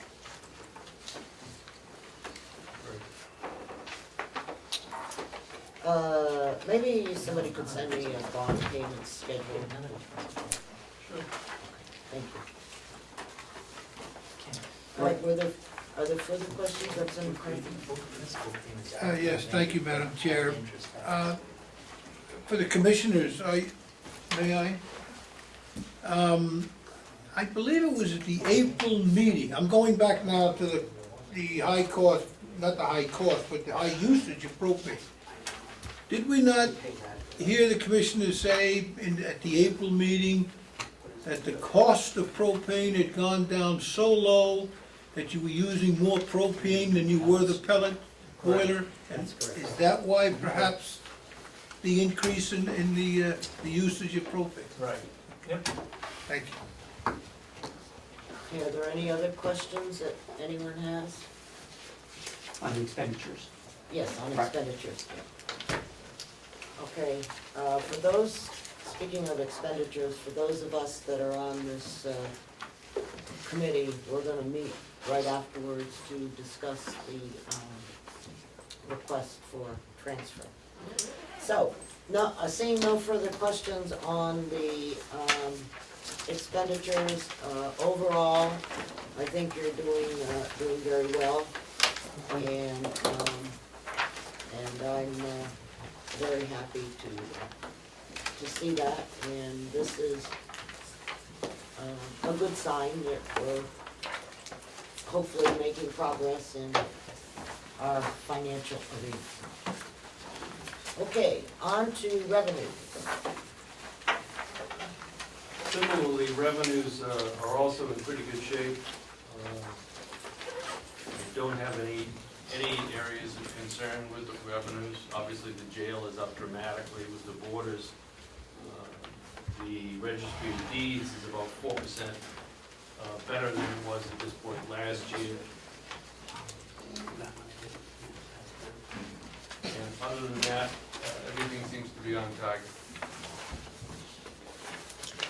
Okay, yes, Glenn. Thank you, Madam Chair. The questions I had on the revenue side, the general fund. It's all general fund now, let's not forget that. But on these, it's separated out. General fund is at, was it 3%, I believe? Sheriff's income is 42%, and even with the nursing home revenue being over 50%, the total countywide is at 22%. So I'm not sure how that indicates we're in good shape when it comes to revenue. There's obviously one large chunk that it will not come in Okay. until December. Right, So the that's income what- by taxes. Can I finish? Yeah, Please. Go There's ahead. one large chunk that does not come in until December. So it is going to look skewed all year long until that happens. The rest of the revenue looks very healthy. Okay. Go ahead. How we showed it then last year, because I went back and looked at last year's second quarter and the revenue was 50%. So I'm not sure how are we showing it differently this year than last year? In the past, you showed it by dividing up your tax revenue into 12 equal chunks. But that doesn't make any sense because you don't get it till December. Okay, just asking the question because I didn't understand why the difference. Thank Thank you for the explanation. Representative Nelson? Thank you. The farm income, what do we collect for cutting the, I assume we cut the first round of hay? And what was that income, 29? There's no income yet. We haven't recorded any sale of income. There's no income when you cut it, just when you sell it. So that will show up later. All right, thank you. As well as with the blueberries and the wood, as we begin to sell. All right, thank you. Representative Evelyn? I just had a question on the formatting of this. Where we see negatives, I understand the negatives, but there's also negatives where they're over budget as well. I don't know if that should be something we should look into, because even if we take the first page, county miscellaneous income is over budget, 6,974. Shouldn't it be a plus on the remaining balance? That we're over Where are budget? Not on the revenue side. Not on the revenue, so it should If be it's a over, minus? it's a negative. Oh, I see. I went to school for that. Yeah, it's very similar to Gatsby.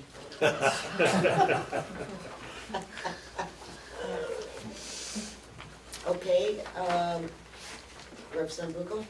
Thank you, Madam Chair. So my question is on the nursing home pro share. Is that 128% over Yes. in revenue? It was 28% over. 20. for the whole, well, 128% for the whole year. So far. Well, that's what my question is. It still continues to come No, down. we only got one payment. Oh, okay. Right. Thank you. And that one payment was larger than we had budgeted for. Good. Yeah, but I think the outgo figure was higher as well, so, you know, revenue may have been positive, but the expenses are. I was remarking because it comes from the state and it was ahead. Yeah. Well, but the revenue. Input was The revenue purchase ones. money that was budgeted less than the anticipated amount. And we're happy. Yeah.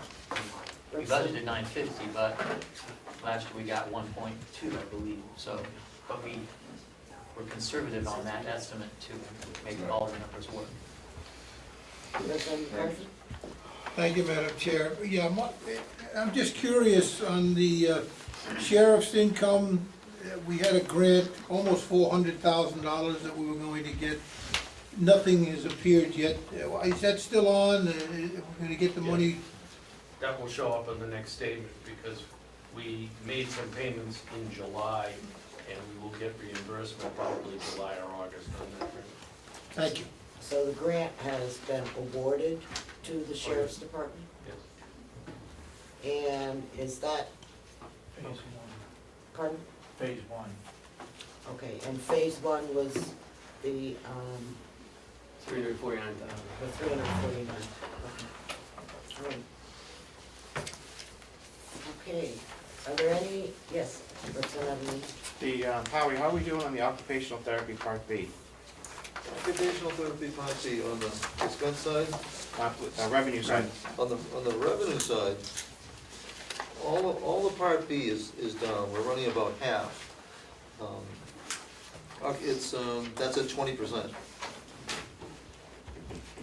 No, the new people started June 1st, we've already seen some significant gains, so I'm hoping by next quarter there will be, we're not gonna be able to catch up for what we've lost, but overall with skilled, we'll still be ahead or ahead of budget. Thank you. Okay. Looking at our lines called bad debt,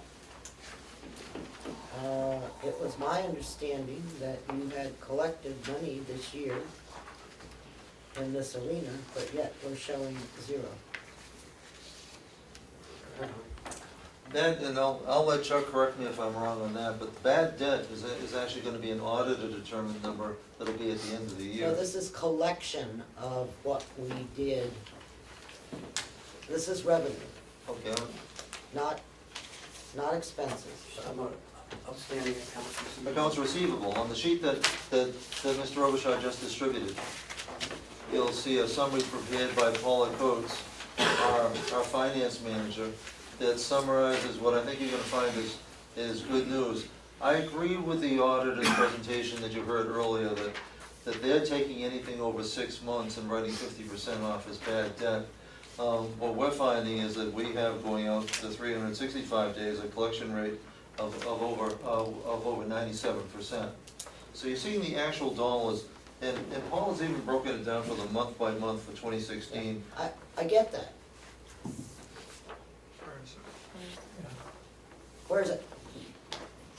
Other than that, It's included in the regular lines, we're no longer using that line.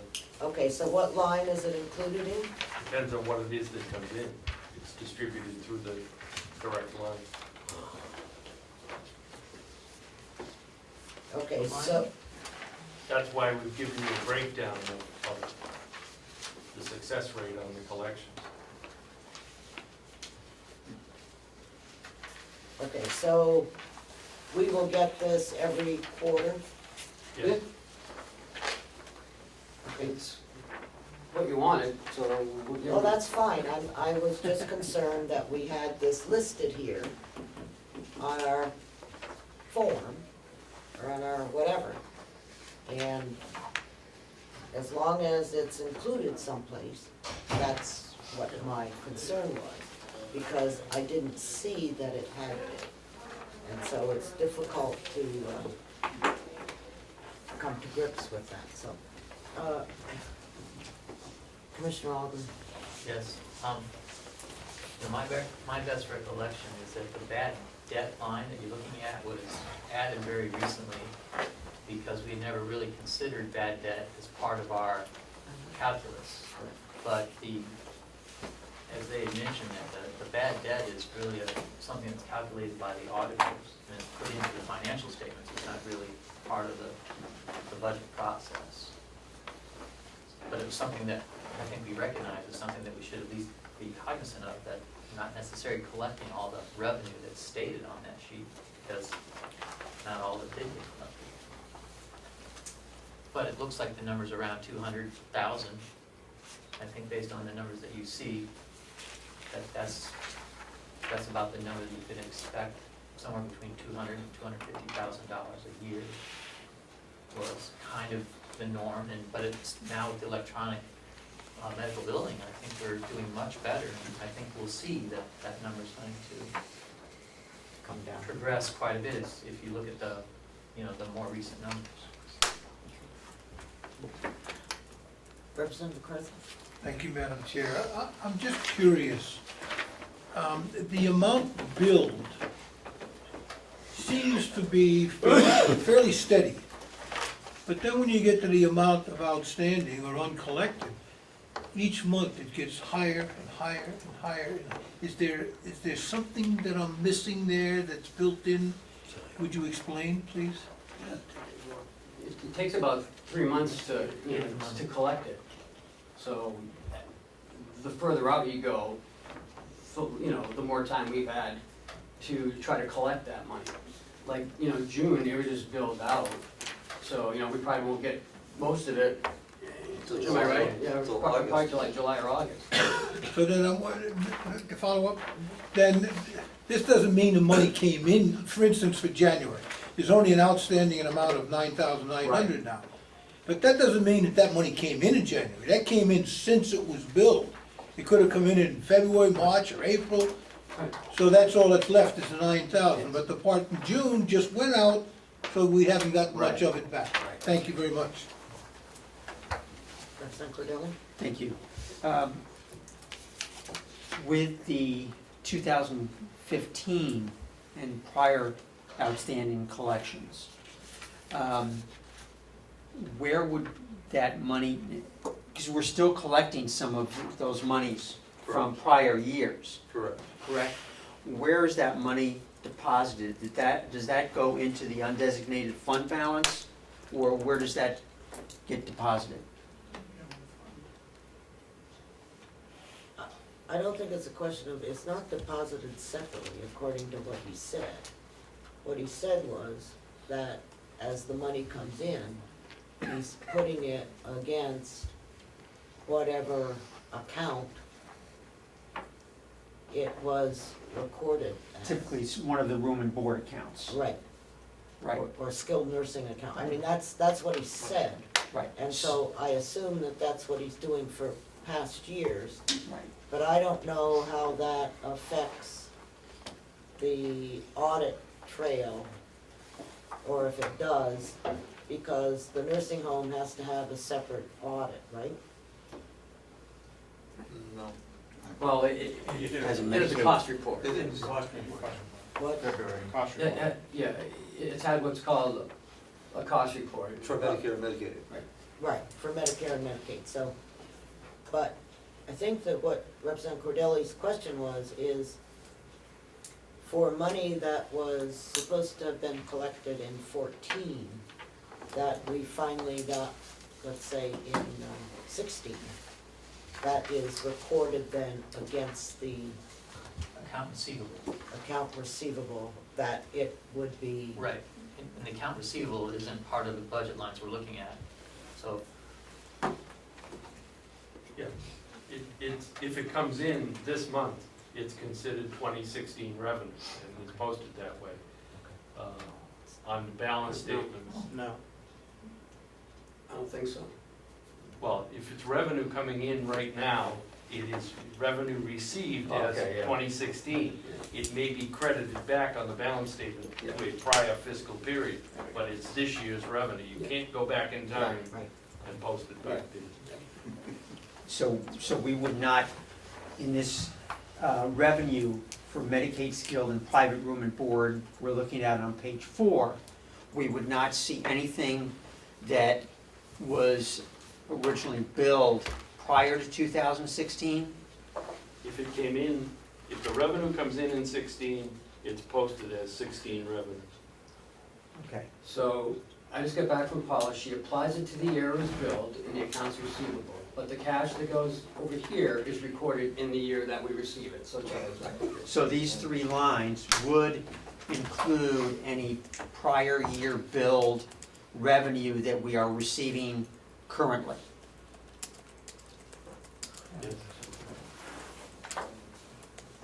Is that, I heard a yes? Yes. Representative Nelson? Yes, if money, you showed that you billed $726,000 in June. If money comes in for June in October, will that money show up as October income, or will that income move up to the June line, since it's only 67%? If it comes in October, it will be listed as October revenue. But it will be posted against the June. It'll be posted against the June, I So guess. that you'll know that this is coming. Okay, thank you. Representative Conklin? Thank you. First of all, I want to publicly compliment Paula Coates for her efforts. I know she's been doing that right along. And to both of you gentlemen for compiling this report for us. Appreciate your time, and it's very helpful. Are there any other revenue questions? Okay, seeing none, I don't have anything else, so we'll close this part of our discussion. And is there any other business that needs to be brought before us? Yes. Just a question. Was the auditor given a copy of the DRA report that we got last year? I give her everything that we had, the DRA report, the performance audit, and all of the Company. past audits, whether they're useful or not. Thank you. Okay, yes. I think it ties to the discussion of the budgetary reviews, and we've really been discussing it for almost 2 years now, and that is departmental access to financial systems so they can track their revenue and expenses. And I was just wondering when that might happen.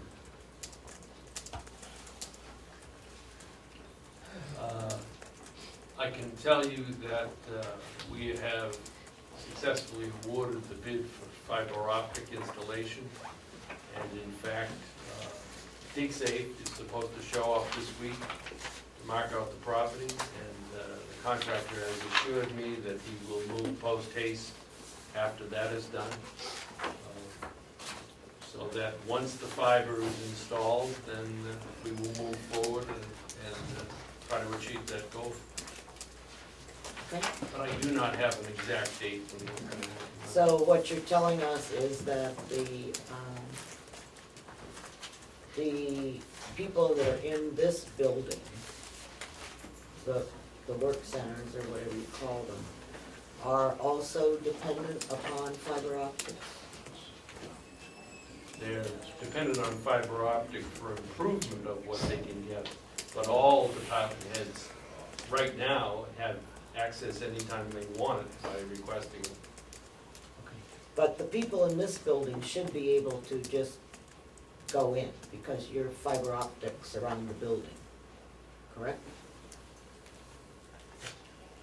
I'm not sure. I don't know if you have fiber optic here. No, I can't You have an answer that. internal network that reaches all departments.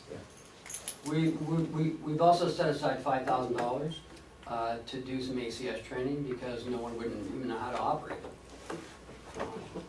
Well, I think that what our desire was the ability to look at it, not the ability to manipulate it. Well, you have to know how to get into the system, how to create, your own reports. I mean, it took me several weeks to, fully understand it. And I didn't have any training, because there was no money available. So, I guess that what we're suggesting is that perhaps we could do this in 2 phases, instead of just waiting for the fiber optics to be done, but you're running the business, and your people are the ones that obviously aren't stomping up and down. Maybe they are, and we don't know it, but that's not our business.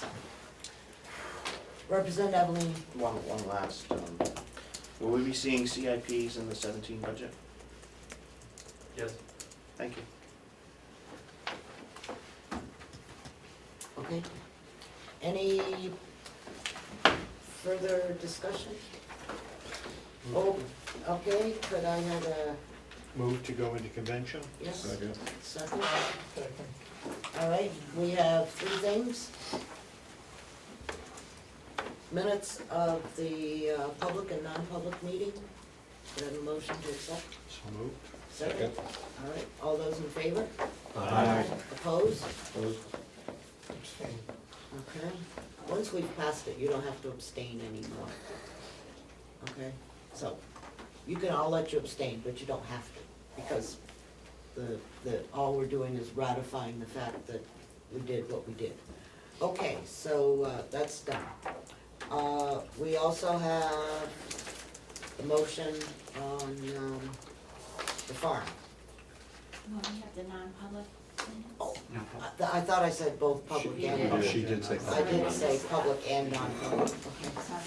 And we have the motion on the farm. You want to read it for us? Sure. The delegation supports moving forward with county-wide listening sessions, followed by a feasibility study to determine potential uses for our current farming and forest lands. Funding for this purpose will be obtained through grants and donations. By Representative McConkey, second, Representative Cordelli, passed 14-0. Okay. Could I have a motion? So moved. Second. No? Okay. All those in favor? Aye. Did I forget anything, Melissa? No. Okay.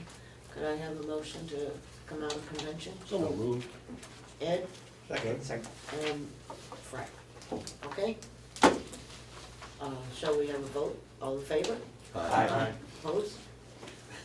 Tom, you're opposed? No. I couldn't tell which way Steve was going, he didn't move to the Yeah. Okay, could I have a motion to, well, before we do that, Oh, can we adjourn? no, not yet.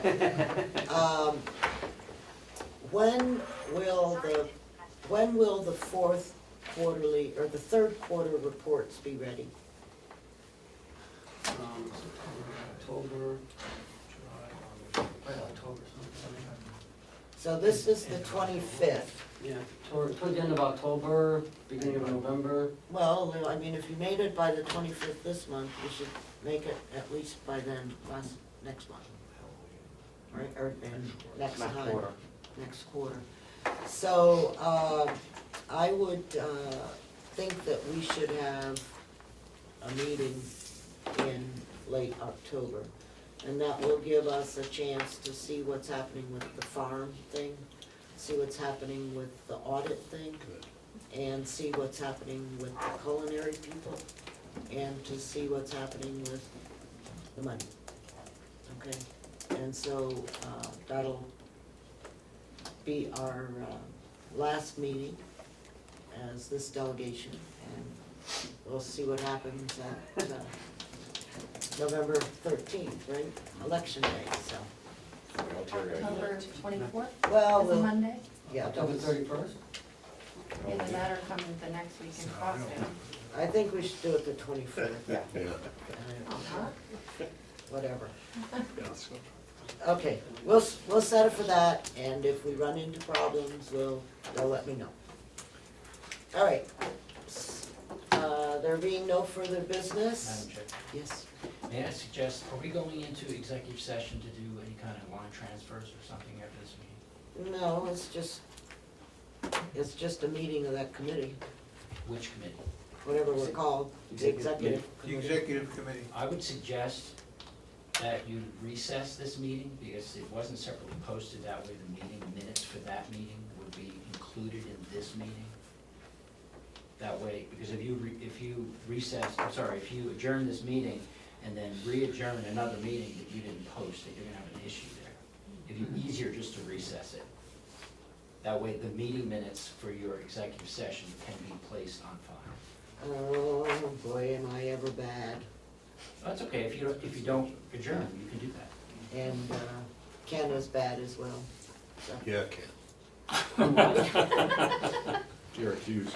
Just put a mirror up. Just put a mirror up. Just say you're bad and you're outside. I said that you didn't post a meeting so that we could do this, and neither did I. So you're bad and my bad. Damon? Are we doing public input too? Sure, if you would like to. Yeah, couple things.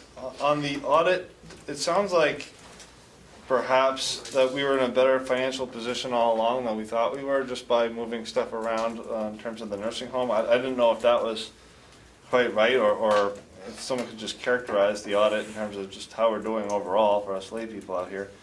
Also, I was wondering. Well, before you go on from there, I think that the answer to that question is that by restating the financials, it changed the picture of the county finances. It doesn't mean that what was done before is right or wrong. We have just, through the 15 audit, have restated the financial position for 14 and 15 by including all activities, all functions in the general fund. And it's kind of one of the, but to say that we're in better financial shape than we were, or any of that kind of stuff, is probably not really true unless you understand, and it's kind of one of those inside baseball things about the restatement of the financial situation. So that's, I wouldn't say that in the newspaper, because I think it would cause nothing but, unless you want to say we restated the financial things, and, We didn't. yeah. And she still had a negative balance in the unreserved fund, so it was negative. Right, it was negative. Well, I heard it was 250,000, but Oh, it was back- less negative than we thought, but we Well, it was didn't- less negative than we thought. That's what it sounded like to me, is it showed that it was less negative than we thought. Well, I wasn't sure if that's fair or not. it's No, just, we still don't know where it went. yeah. Okay. It's just the reason it changed like it did is because we've restated how we account for our money. Okay, And so I don't want anyone to think it was a sleight of hand, because it wasn't that. okay. Okay, and it wasn't the shell game either. Okay? Okay, and then my second question is, Thank you. we learned that, words can have consequences in the financial matters over the last year or so. And I was wondering if, it's kind of a question for our treasurer, does the wording, forensic audit, have any more consequence than engagement agreement or any other term, or doesn't it matter what, to the bank's perspective? If we're looking for a forensic audit, does that kind of worry the banks any more than if we're looking for the engagement letter? No, I may answer it. Please. I think the auditor did a really good presentation of the process, that she did an extensive audit of 14 as well as 15. And now we've asked, or the delegation's asked her additional questions, and those additional questions may bring up something that requires a forensic examination, or it may not.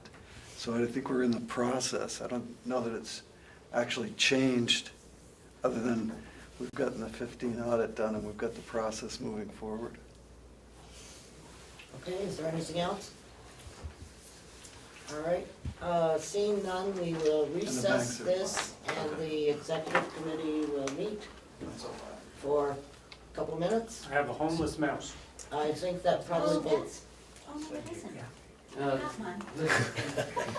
that may It goes belong to the to jail. Auditor. It may belong to the jail. Jail. Escape from jail. Okay, if I could have the members of the executive committee up here, and if the rest of you want to, okay. If I run away. Oh, yeah. I've got, Sorry. Oh, tell me. Should have done 3 hours ago. Oh, actually, I think that's the guy who gets on.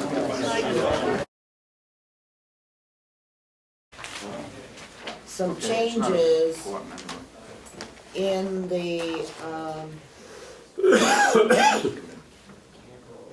whatever it's called, in the, how we have spent money for, programs and for internet access and training and all that kind of stuff, so, fiber optics and all that, so that's what we're looking at, so.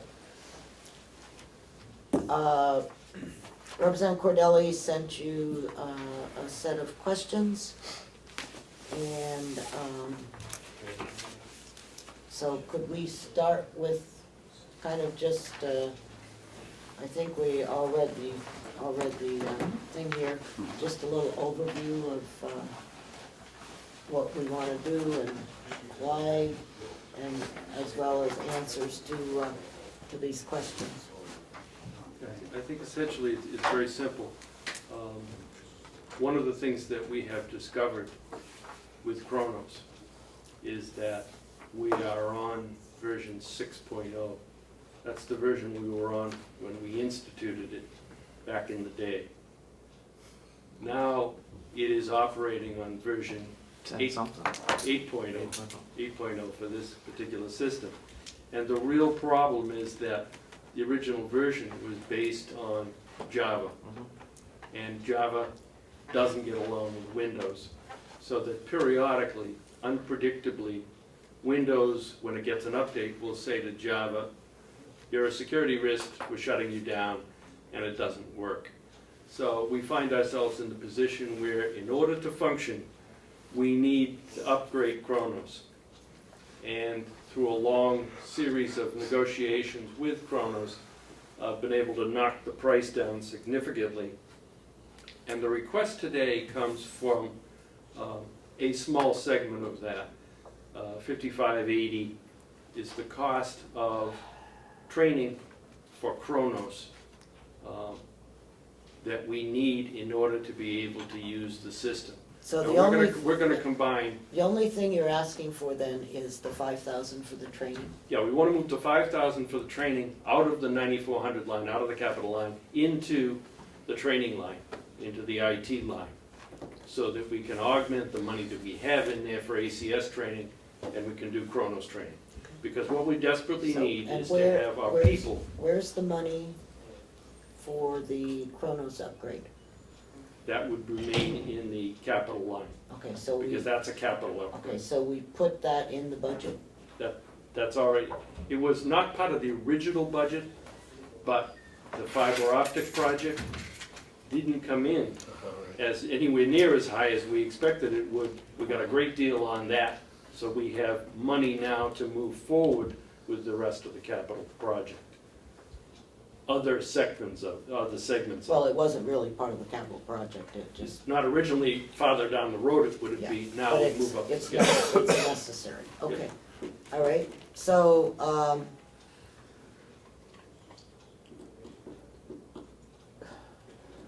I guess we don't need to do that, okay.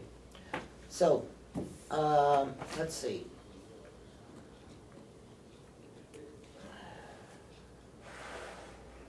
So one of the questions that Glenn asked was that funds have been provided in prior budgets for annual software contracts, which include maintenance and upgrade releases. So he said, do we need I need an explanation of whether there's been an annual contract with Kronos, and why didn't we get the upgrades as they occurred? Good question. Well, I thought it was a good question. Yes. Thank you. We have always had a contract, an annual maintenance contract for support with Kronos after the initial purchase price back in the day. What we had was an inability to use Kronos and an inability of our own staff to embrace it. So we never did the upgrades over that time period. So this is a catch-up for what never happened, So our contract was for maintenance, strictly for maintenance, yes. but not for for upgrades. upgrades. Should have been for upgrades, but wasn't. Typically, a maintenance contract would include release updates. Sometimes it does. In this particular one, it does not. And was this a separate, special deal worked out with Kronos? Because I can't imagine that they have a software maintenance contract that does not include that. Any contract for maintenance that I've ever been involved in over 30 years included release upgrades. There are two kinds of upgrades, obviously. There are the simple upgrades that Right. happen Step every year, increment, and right. then there's a version upgrade. Right. This is what we're separately looking for, is a version upgrade. And this request is based purely on training. But what he's saying is that the reason that we need the money in the capital thing that we have, because we didn't spend it on something else, is because the contract that we had with Kronos for maintenance did not include version upgrades. Right. Okay, now, I recognize that that's probably not good management practice, but I think that we probably can say that about many of the things that occurred prior to our current people here. So it's not, and I wouldn't doubt that there are probably other software programs that we have here that we don't have current versions on, but they'll figure that out. Okay? Follow? Mhm.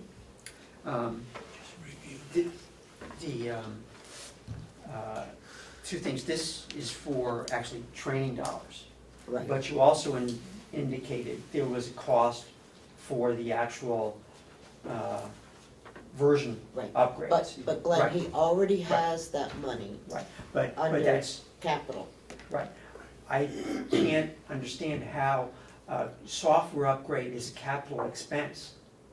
Capital expenses have definitions to them in terms of life expectancy and everything else. I've never heard of software upgrades being categorized as a capital expense. Maybe you have additional information you could enlighten us in that regard. To the contrary, I've often considered a software package as a major capital purchase because it is good for a multiple number of years. Maybe, maybe not. Yes. Thank you. I agree with the premise of what the representative's saying, but on the state, unfortunately, we are doing it under capital appropriations, only because there's no other place. Do I think it's right? I don't, especially 1 and 2 year, but we do. So I would agree in this case that it's probably warranted. If I could just add, if there is this inconsistency between the understanding of the delegation and the understanding of management, maybe we just need to clarify that for the future, so that we don't question whether it's a capital expense or not. But Mark is right, that the state does that, and then, but I can also agree with Representative Cordelli that version updates, okay, should be in the regular budget and not the capital budget. Understood. Okay, so, Representative Millennials. yeah, go ahead. This money is gonna be used for the new system, not current training on the system we have now. Correct. It's all tied together. The new version will come in, the training will be for the new version. Are we gonna see a transfer for the new version? No, because No, that's that's in gonna the stay in the capital budget. Okay, I was just wondering if, go ahead. I'm sorry. Oh, were you finished? No, I can go first. Oh, My you question go is ahead. easy. In our next contract with Kronos, are we gonna have I hope so. upgrade packages or some type of ongoing, maybe a better management of the system with Kronos? Absolutely. So I'd like to hear. Yeah, Thank you. part of the budgeting process, when I create a budget, is that I reach out to contractors like Kronos and say, when do you project your next version is gonna be due? So that I can include it in the CIP as a major expenditure at some point in time, and then funnel it into the budget in the proper spot, so that it's taken care of. Thank you. Because there's nothing worse than an operational program that isn't upgraded and you're fighting uphill all the time. Right. I was just wondering, if, I was away on vacation for the last IT meeting, and was this discussed with the IT committee? And I'm just wondering why it wouldn't be discussed with the IT committee. The short answer is no, it was not discussed with the IT committee. It was a finance office kind of decision, but it has been part of the ongoing discussion with the IT contractor and other members of the committee over time, that this was something that needed to be done. But it didn't need to go to the IT committee for approval. I would hope that it doesn't necessarily require IT committee approval, but should have IT committee discussion. It did. Okay, I guess the meetings that I wasn't there. Are you ready to move that number? Yeah. Yes, go ahead. Are we leaving enough money in the information, the capital account right now, in case there are any overruns, cost overruns on the implementation of the fiber optic program? Yes. Plenty of money for that, but we never have cost overruns. Oh, right, Forward thinking. Yeah. Not going forward. yeah. Okay, could I have a motion? Move $5,580 to be transferred. Is that the from? From, yeah. Information tech to IT training, for the Kronos training for employees. My second. Okay. I see Melissa left, so I guess I have to. That'll be you. On camera? Oh, and that Yeah, too. camera and audio and everything. Yeah. Yeah, but that doesn't help the, official minutes, so. Okay, so. Perhaps our clerk could remedy that situation. Yeah, Yes, he will. Melissa has in fact, it has in the past taken minutes from, well, we'll make sure, Yeah. we'll see. Okay, so, all those in favor, say aye. Aye. Opposed? None, so if you would, Glenn, sign this and get it back around.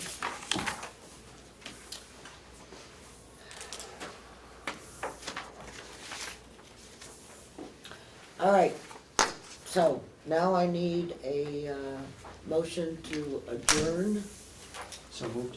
from the, Executive committee.